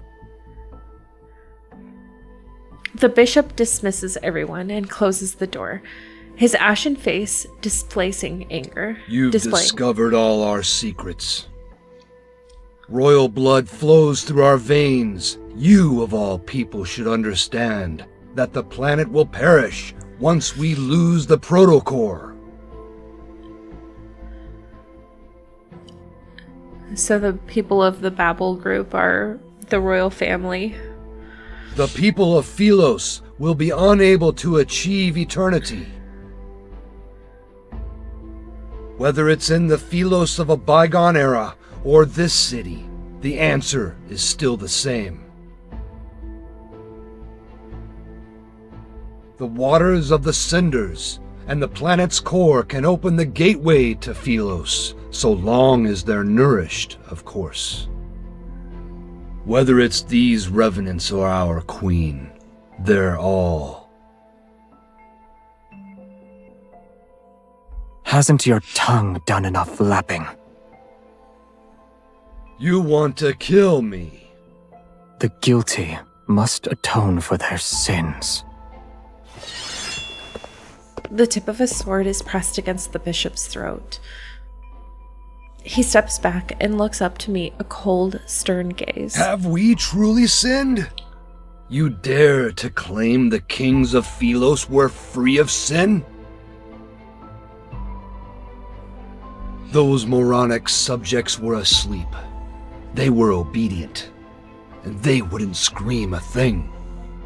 But you woke them up and told them there were no deities to look up to and no roads forward. Don't you deserve death? Open your eyes. The chance to save Philos is within our grasp, and yet you want to destroy it again. The planet can die. Let it all return to naught. A world that can only survive through sacrifice should have never existed in the first place. You can't bear to see her die again. That queen you failed to protect. Her heart nourishes those poor revenants in the river, and it's our most precious sacrifice to the heart of the planet. If we throw her into the cinders before the last full moon, we can return to Philos once more. So many have already been sacrificed. She's been sacrificed once before. What's wrong with sacrificing her again? You were the crown prince of Philos. I'll let you be the king. Ah!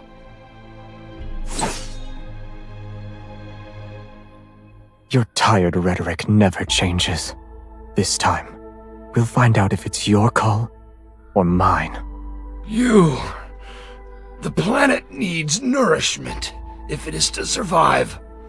Both you and her are suitable for that role.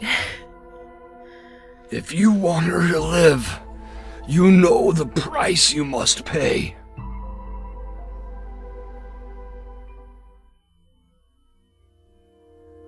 She can live?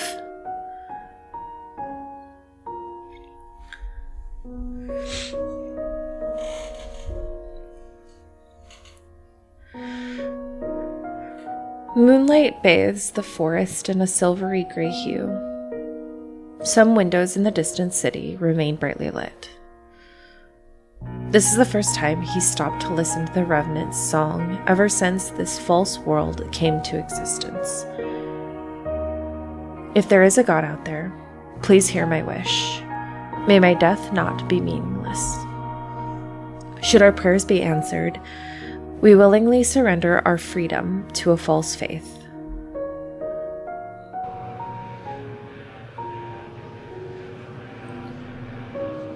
Night falls, and the Revenant's hymn tremble with the rustling leaves. Moonlight appears dimmer compared to before. In the garden, that single wavy leaf sea lavender remains exposed under the moonlight. A lot of time has passed, yet the flower still hasn't bloomed. Yes. Is it because there's no light? He nods. It needs to be somewhere with light. Is your horse truly nameless? He thinks for a few seconds, and his voice is certain this time. Shadowbind. I only thought of it now. With a new name, Shadowbind tosses his head and neighs loudly. I just try to stroke his mane. He nuzzles my palm this time. After our first horseback ride, he disappeared because he was tired. Do you want him to take you on another ride along the riverside? I accept his offer, and so we leave the castle. With Moonlight as our guide, Shadowbind brings us down the mountain.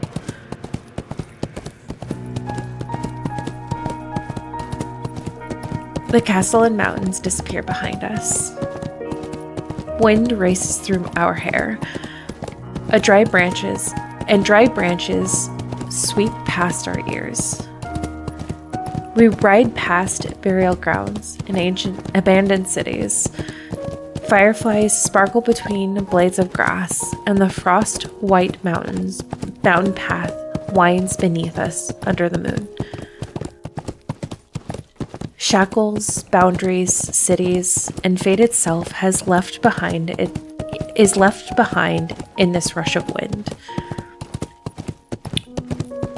We race into the night as it deepens and charge towards the boundless horizon.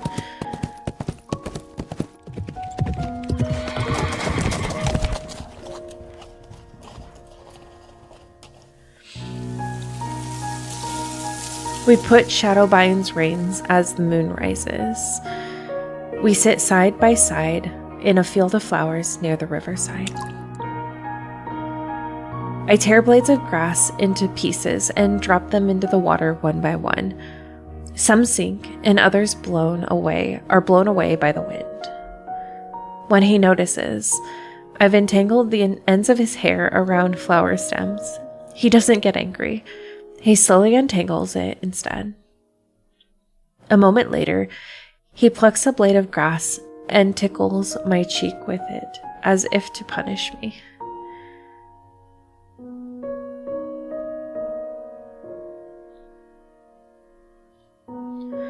Time passes. He takes my wrist and puts a small bracelet woven by Lumiflora on it. It's tight. Are you afraid I'll get lost? Yes. The mountain wind is cold. The stream's water and moonlight spread out to create a silvery gray glow that rests on his shoulders.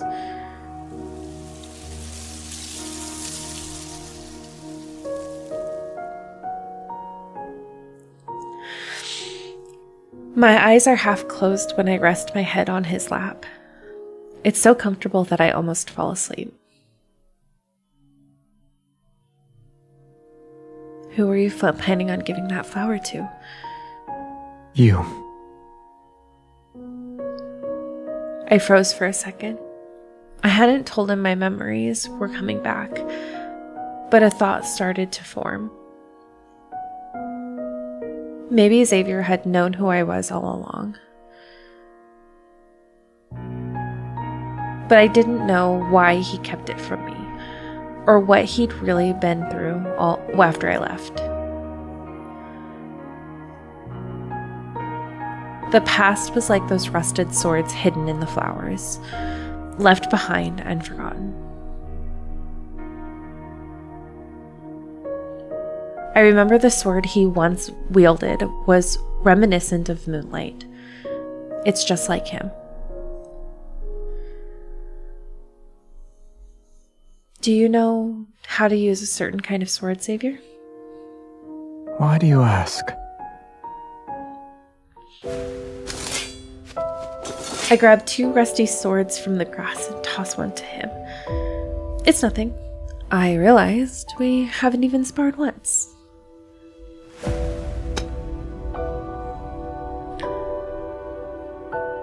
Using identical swords makes our duel fair. All right. First move. Your strikes are too slow. Yet I still managed to block your attacks. 10th move, 20th move. These techniques are all too familiar. He extends his fingers, slides his hand down along my blade, and strikes my wrist. A tingling numbness shoots through my wrist, and I almost drop my sword. You... Stay focused when you spar. 21st, 25th. Taught you that.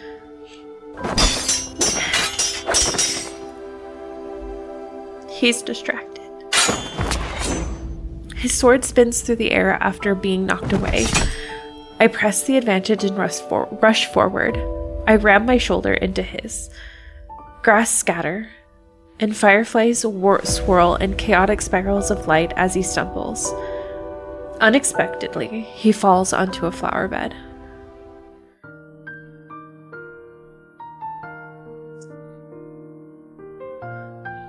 The tip of my sword pierces the soil near his face. The duel ends with me as the victor. I suppose the prophecy was correct. Xavier, I am truly destined to defeat you. A deal's a deal. The city is now under my control. Instead of struggling, he calmly tilts his head to the side and places his palm over my sword hand.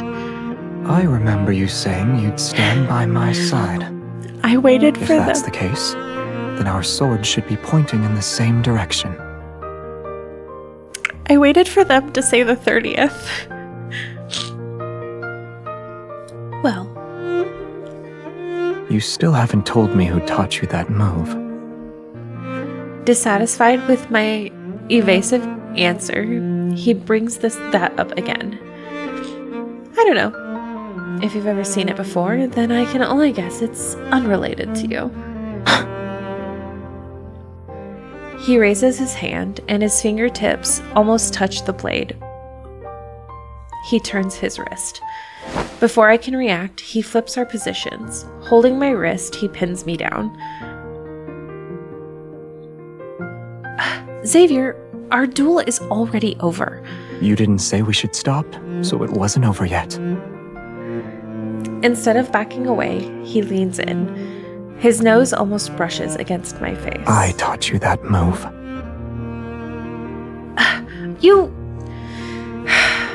You said our swords should be pointed in the same direction. I also said that soft-hearted individuals cannot become a ruler. I should have gone all out. Can I claim my prize now? I push him away. I'm about to stand when a kiss suddenly lands on my forehead.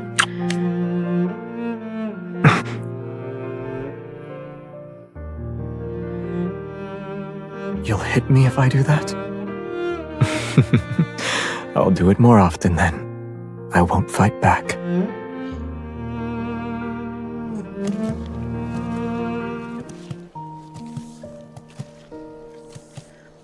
On the way back, he carried me on his back in silence, his figure seeming to hold up an entire night around us.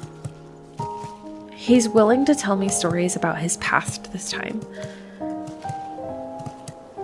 So, how wonderful was this forgotten queen? Very. Maybe you're the only one who thinks so. Many of Philos's myths and stories exist because of her. She issued an order that forbade anyone from entering that man-eating forest. She offended the entire Council of Elders. Sacrificing yourself is a simple matter.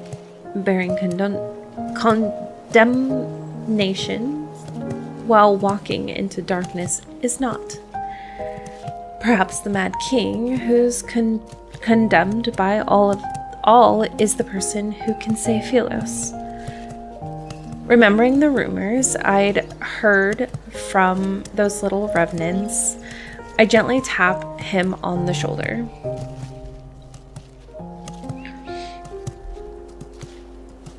A book said he refused every marriage proposal sent his way. Is that true? What do you think? Holding back a smile, I run my fingers through his hair. I mess it up before slowly combing my fingers through it to make it neat again. If this tree of life doesn't exist, will all of us be unable to return? I catch a glimpse of fleeting sadness in his eyes this time.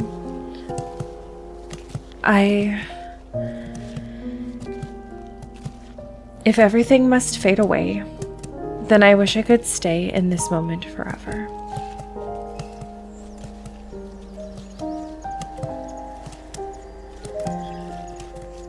We returned to my room after walking through the moonlight corridor.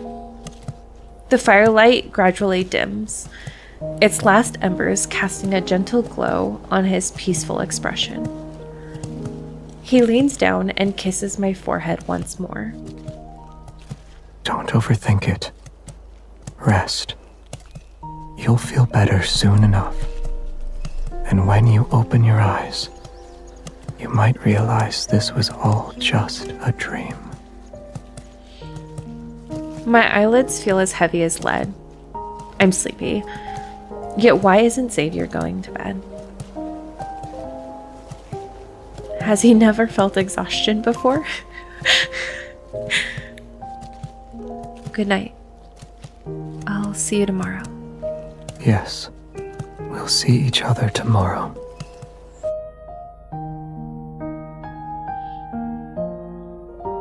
I recognized you the moment I saw you. When you return to Philos and see I'm not there, will you be angry that I deceived you again? There's a spaceship docked at the northern edge of Starfall Forest. It should still be working. Coordinates have already been inputted into the navigation system. You can leave if you want. It'll take you to that beautiful little planet.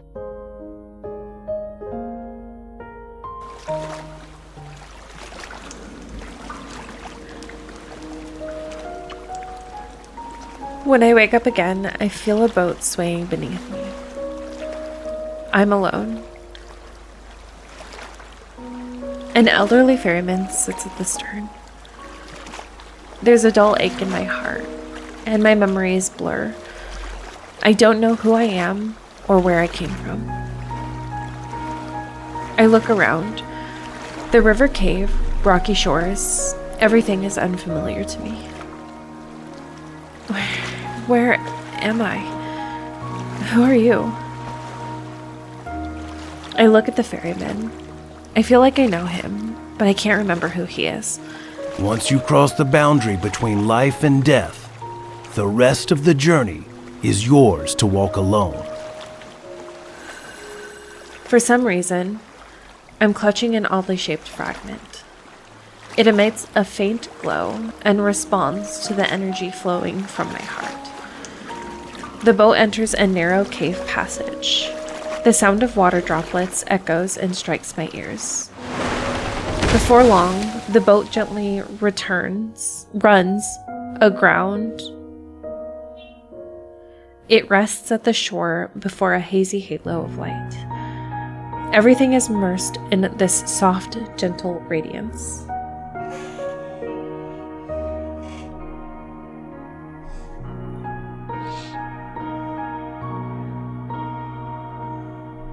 Motionless, I stand where I am. I cannot suppress the feeling that behind the light lies an invisible force. It's drawing me in.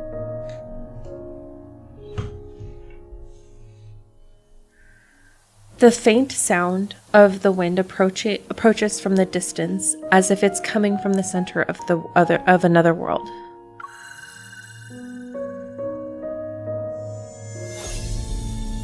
When my palm touches the light, a blinding radiance surges like the tide to engulf me.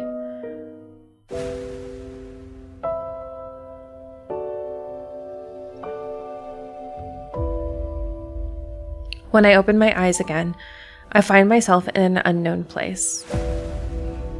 There is no sky above and no earth underneath me. The world floats in a sea of consciousness. The air is moist and seemingly flowing with life. I can almost believe I'm positioned at the end of the circulatory system that's making its way back around. What is this?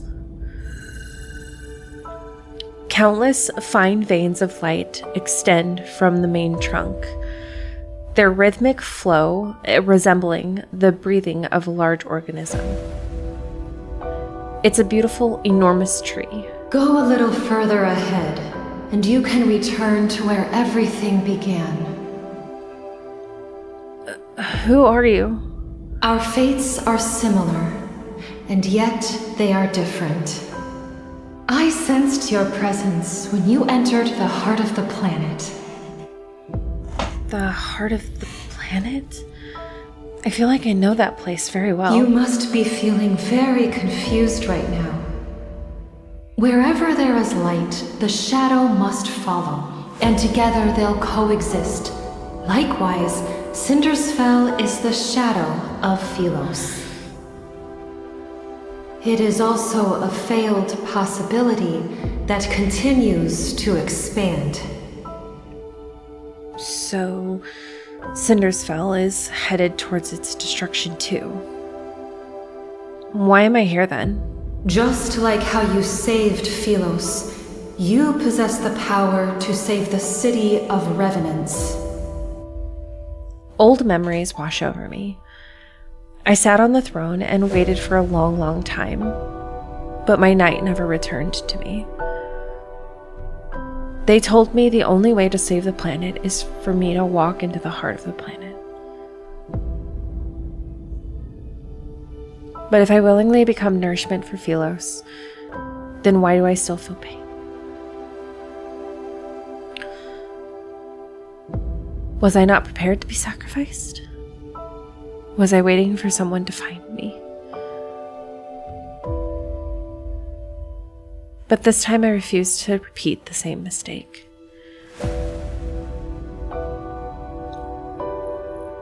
I refused to be Philos' salvation, and I refused to be everyone's hope. The Chosen One is nothing more than a tool for selfish people who want to keep their immortality. Be it in Philos or this city of revenants, it's all the same. You are correct. Philos' destruction cannot be prevented. There was once a king. When he was still a knight, he reached the same conclusion. To truly save those trapped in eternity, one must return to the correct divergence point and create new possibilities. The current Cindersfell is but a false branch. It's a tributary destined to run dry. Are you talking about going back in time? When is the correct divergence point? She let out a soft sigh. The two of you chose different methods to save the planet.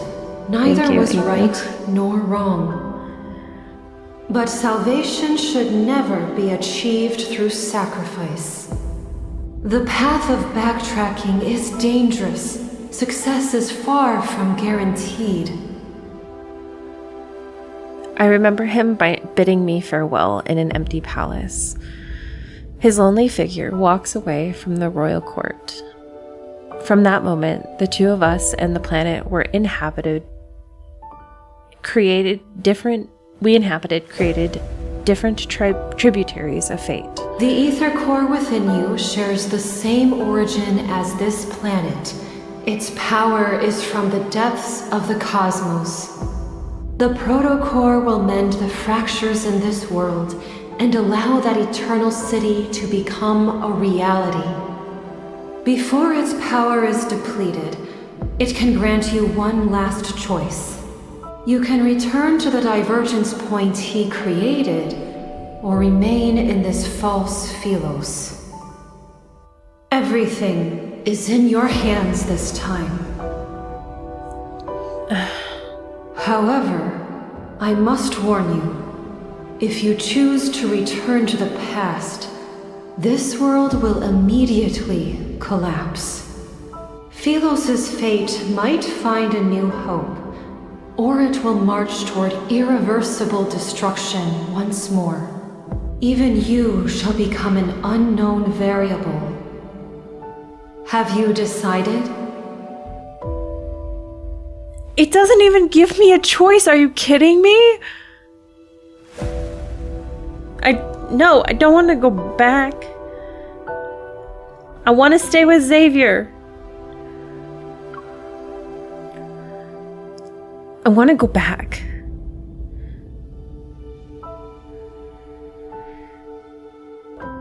In the boundless passage of time, eternity is nothing but stagnation. And existing in such a state is meaningless. More importantly, Xavier shouldn't be trapped in that darkness. Oh, he's gonna come with us?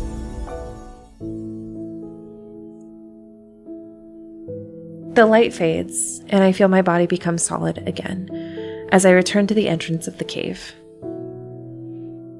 I come to my senses and look at my hands. They're gradually becoming transparent. Does that mean this world is collapsing? The ferryman waits silently at the cave entrance. Only when he sees me emerge does he smile. Go. You've made your decision, and I'm certain it's the best one. My dear child, I have always been proud of you, and you've been through so much. As your teacher, I owe you an apology.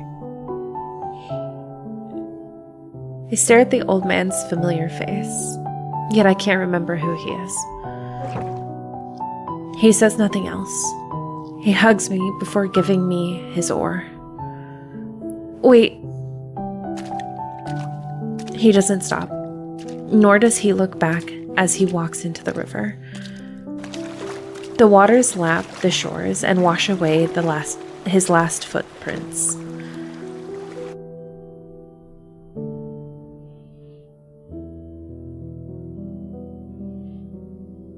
The small boat rocks back and forth as it sails along the inky black river. Acting as my guide, the glowing orb of light that was hanging from the bow vanishes once the boat docks. Shadowbind anxiously paces back and forth along the riverside. He calls out to me when he spots me. Are you going to take me to him?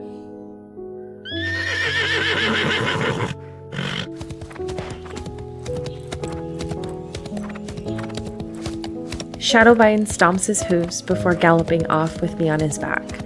We're headed to Cindersfell. In these final moments, I must be by his side. No matter what happens, we'll stand together.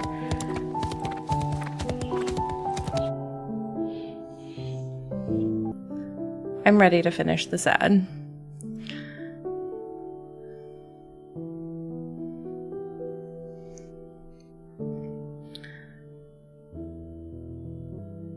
Are we all ready?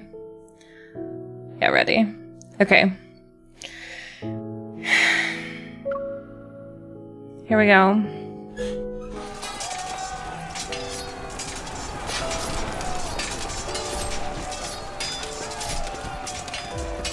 The wind sweeps across the wasteland.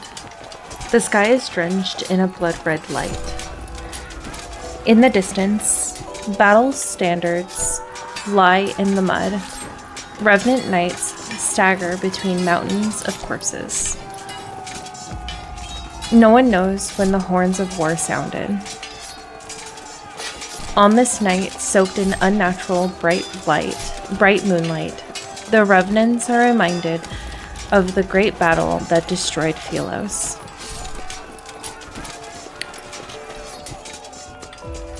The king who destroyed Philos is the sinner who destroyed eternity. You decided to face me alone. Shall we make a bet? Let's see if these people you're trying to save, in spite of your tainted reputation, believe in you or me. Oh, survivors of Philos! Your former king has rendered your sacrifices meaningless! Hordes of revenants walk.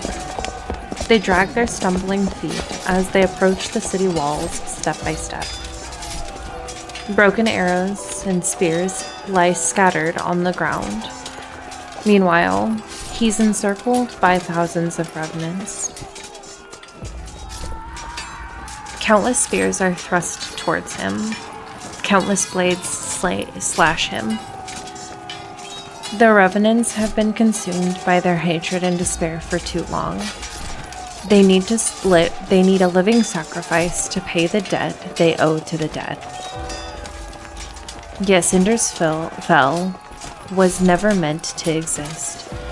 It doesn't belong to the living or the dead.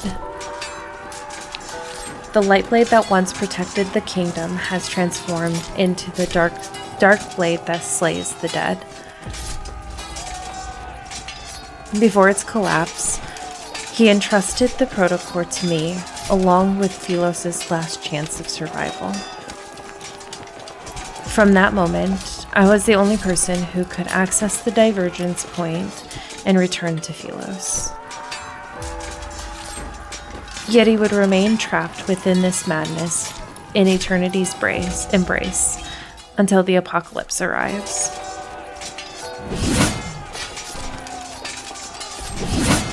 The massive sword roars as it slashes and cuts. It impales one revenant soldier after another as they lunge toward him. However, the revenants slowly realize the blade that once struck fear into them can no longer reduce them to ash. Silence lasts for a moment. Then they erupt into a frenzy. That sword is no longer the arbiter of death. They cannot be destroyed. There's no need to be afraid. They celebrate. They howl. They surge like a wave towards the lone figure who still stands with a sword. Xavier! He turns his head, his gaze passing the flames and smoke of battle. When we make eye contact, surprise appears on his face. How did you? Why did you think I'd go somewhere without you? I spur a shadow bind through the revenant horde.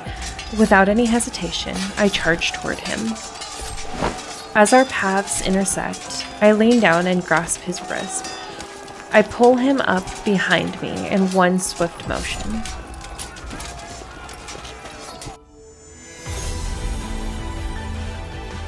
I'm the one holding his hand this time.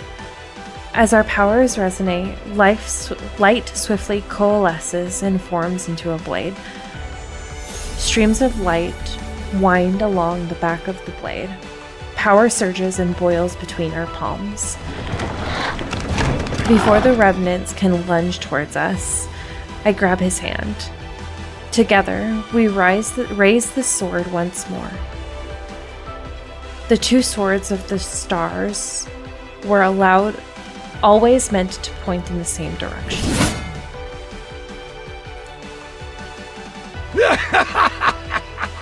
Now you two remember, you can die together. Philos doesn't need traitors. May you have an audience with eternity.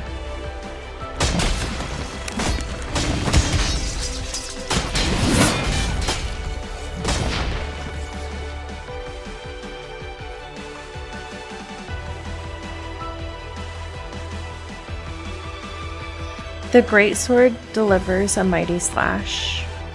The wind howls, and a very fabric of reality shifts. Amidst violent tremors and a rift splits open the sky. Countless golden rays rain down and slice the dark clouds like sharpened blades. Philos' apocalypse shall descend at long last. The light! It's the light! It's the sun! We've returned to Philos, our salvation! The sunlight is akin to a torrential downpour. After a long drought, delirious with joy, the revenants raise their heads and race towards a small hill formed by piles of armor. They're desperate to be the first ones to touch the light. Yet it is so dazzling and brilliant that it's impossible to look at. The revenants are forced to close their eyes. The black armor covering their bodies starts to crack. It happens once, but then there's another crack, and a third crack appears. Crystals rapidly spread across the skin that touches the light. They reach their shoulders, chest, and arms. It burns! Monster! I've become a monster! No! This is a wanderer! Is this the price they have to pay? Their faith that's forged from lies, a pilgrimage built upon flesh and blood. All of it leads to even more absurd death. The overwhelming flood of light knocks them down and breaks them. In the distance, atop a pile of armor, a lone figure remains. He sways as if he's about to fall, yet he struggles to stay up. The eternity of Philos! It cannot! It cannot! That body, which channeled the power of countless revenants, is like an arrow at the end of its flight. However, it stubbornly maintains a massive spectral form. In his despair, he turns only to see the light blade tear through the heavens. It rushes towards him with an overwhelming force. Light blades devour heaven and earth. Time seems to freeze in this moment. Then there is silence. Shadowbind, who's beneath me, vanishes. As I'm about to fall onto a sharp spear below, a hand grabs me. Xavier. The radiance of the sun and the moon emanate from his body, yet the heavy blade in his hand can no longer be lifted. The world falls into silence. Only he and I remain. He kneels beside me. He silently looks at me.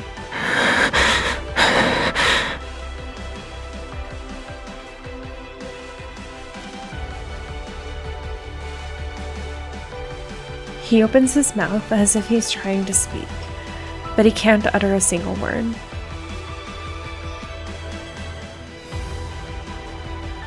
I realize it's the first time he's said my name since I arrived in this world. It's been a long time.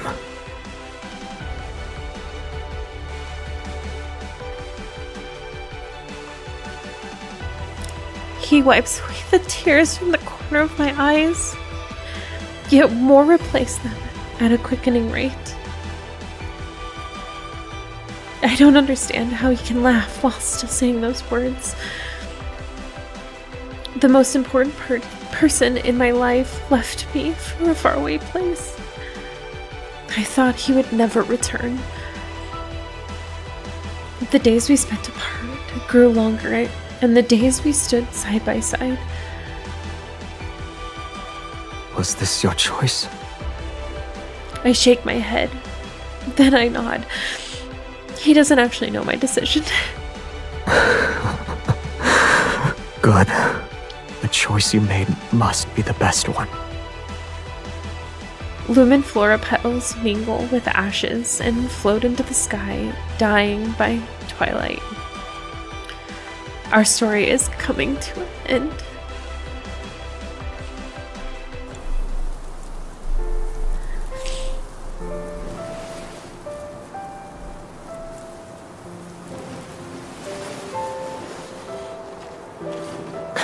You said my shoulder was cold and a hard pillow, and yet you slept for so long.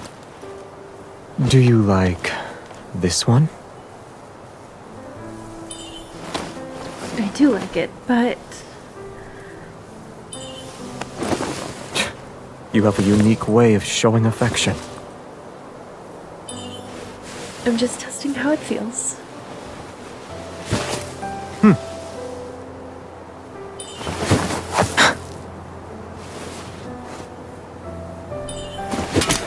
Nimble and light when you hold it. It's perfect for your skill level. It managed to strike the crown, has good durability, and is good as a sword. The sword is well made, but the storm has passed.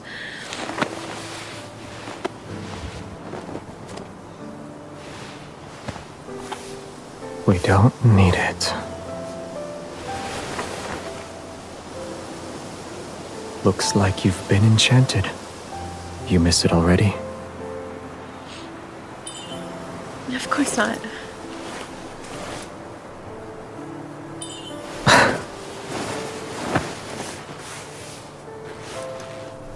My hand would look weird if it's not holding a sword. But now, you gave me the best answer.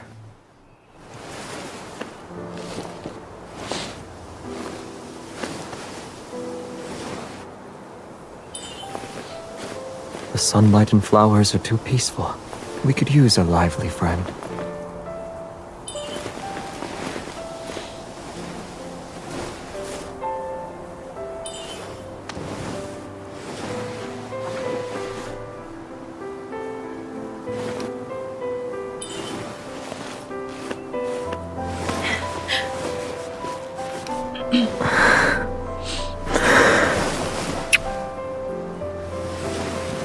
Once they're used to caring for each other, they'll never be apart.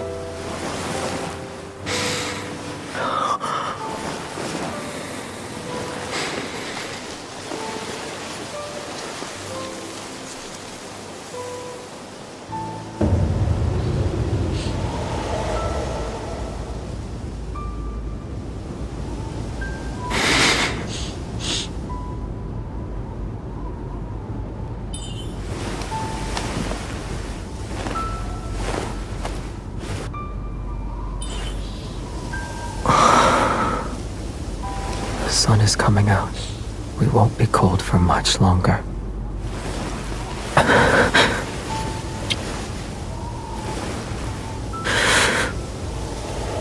We'll always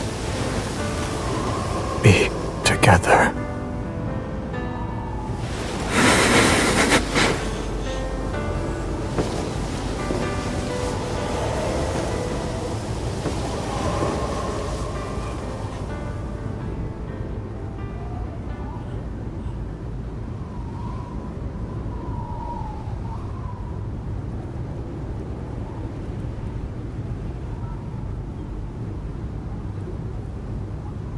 Zay, why do the knights always say, "May Philos prosper under eternity's divine gaze"? Is it because we have very, very long lives? In Philos' oldest historical records, eternity doesn't refer to one's lifespan, but rather the stories of humanity. These tales are told by both the living and the dead. The living gather the embers left by those who have passed away. The footsteps of the dead echo in the dust. Their stories shall be recited by poets and told by travelers around a campfire. When their names are spoken once more, only then will their unfulfilled ambitions, unexpressed love, and unsolved mysteries transform into stories that are passed down for generations. And to endure the test of time can be seen as a divine miracle. Eternity has always been about stories that can immortalize humanity's joys and sorrows.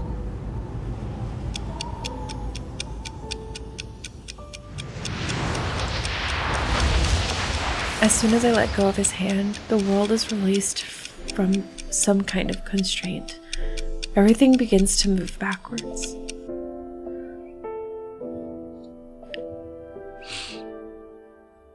My consciousness is plunged once more into familiar darkness, but a beam of warm light gently lifts my body. In the rapidly flowing river of time, I witness many miracles I've never seen before. A tree learns to stand again from the scorched earth. A bird breaks free from the mud and takes flight. All the wilted flowers with faded colors return to the hands of the knights, rushing to meet their beloved. Tiny life regrows in the magnificent tapestry of fate. Time radiates outward, with countless pathways leading back to the path. Until everything slows down once more. At the very last moment, I hear a gentle voice speak. Thank you for choosing him.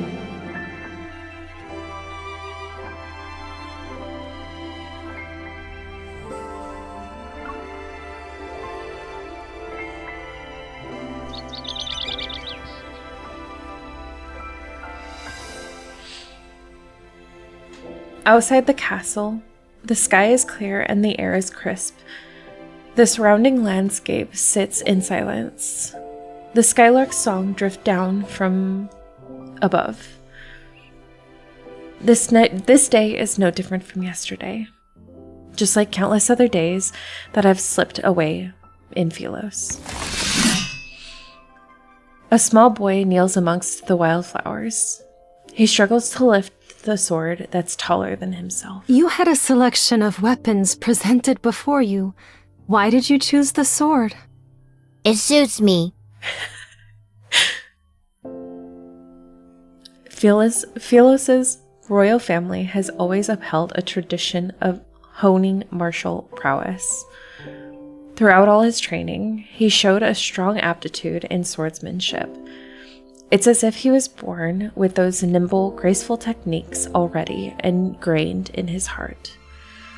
In less than a month, he surpassed the older students who were training for years. They say that once a knight takes the sword, they must shoulder the responsibility of protecting Philos. She slightly bends down and looks into the child's somewhat bewildered eyes. She smiles while stroking his wind-tousled hair. Is that the kind of person you want to be?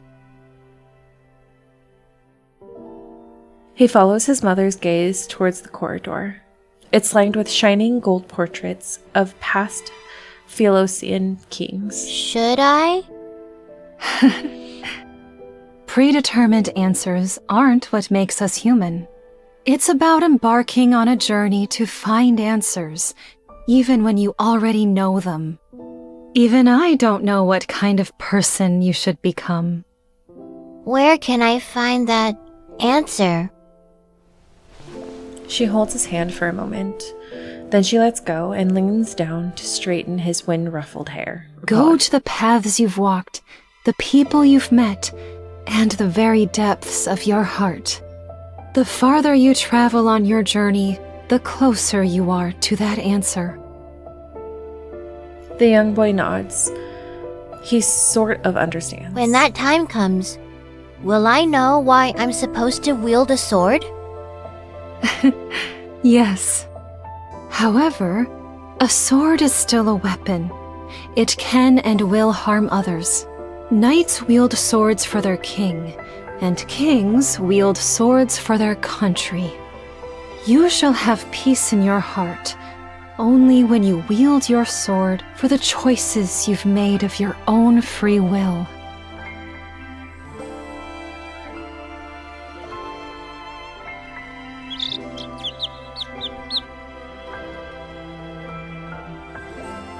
A field trip to a nearby star system? Who came up with that excuse? He did. I did. All of us did. I don't sense a hint of remorse from any of you. Face the wall and reflect on your actions. Xavier, come here. Yes, sir. Was Traceback 1 your idea? Yes. The backtrackers and the secret base under the library were also your doing. Yes. I must have committed terrible sins in my past life. How else could I have ended up teaching self-righteous fools like you? Wanderers have gnawed this planet inside out. Why are you pretending you can't see it? It's not your turn yet. Shut your mouth. Stubborn old fool. A kingdom will not capitulate to anyone, not even its crown prince. You will be abandoned by the royal family the moment you turn your back on them. Have you truly thought this through? I know what I need to do. I guess Xavier thinks he's some kind of savior. You're only making these grand statements because you were born with wealth. This has nothing to do with you. You're jealous he's the crown prince while you're nothing but a forgotten hooligan from a branch that... Oh, I see. Is it because you lost to him today? Matters involving the royal family do not concern you, peasant. You have no right to criticize us. Wait, so is Isaiah actually his brother? You... All of you are so... Can you put the arguments aside for once? Or am I the only one who actually wants to embark on this voyage? Soren.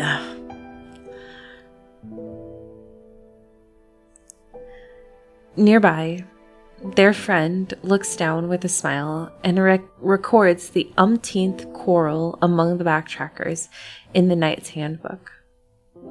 Even when they first settled on this name, they were almost ready to brawl because they thought it wasn't catchy enough. Xavier looks into the distance. His thoughts drift to a space between the leaves where a small bird is singing high above the branches. He feels as if the river of time that endlessly flows has come to a standstill. The chirping birds, the drifting clouds, and the wind gently rustling treetops seemingly freeze. He turns around and gazes at the green fields at the foot of the distant mountains. For some unknown reason, he thinks he hears someone calling his name. Yet under the dappled light shifting through the leaves, there's only one fruit that has fallen. That brat hits too hard. Oh, I almost forgot. I won't tell her about the backtracking, don't worry. What happens between us doesn't involve you. You... This is what I get for trying to be nice.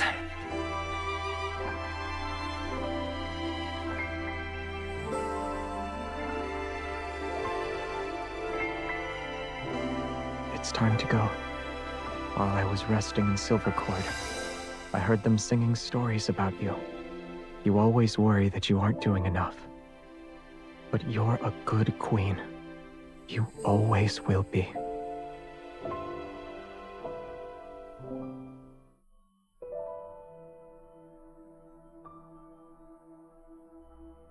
Traceback 2 is preparing for launch.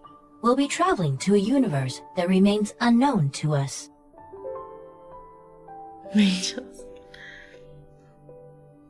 Stars sweep past the window one by one. During a long voyage, most interstellar travelers choose to enter sleep in pods. Only one does not. Although there are countless moments of lightning streaking across stardust, he sits alone in the cockpit. His thoughts are indiscernible. When passing a beautiful alpha star cluster, he doesn't look back. When passing a star that's about to be born, he doesn't look back. When passing the floating, faintly glowing dust in the cosmos, he still doesn't look back. The spacecraft finally passes through the long, seemingly endless deep space tunnel that's akin to a river that flows forever. It carries him to an unknown destination. But in the universe where time still has an end, he must have gone to where I am.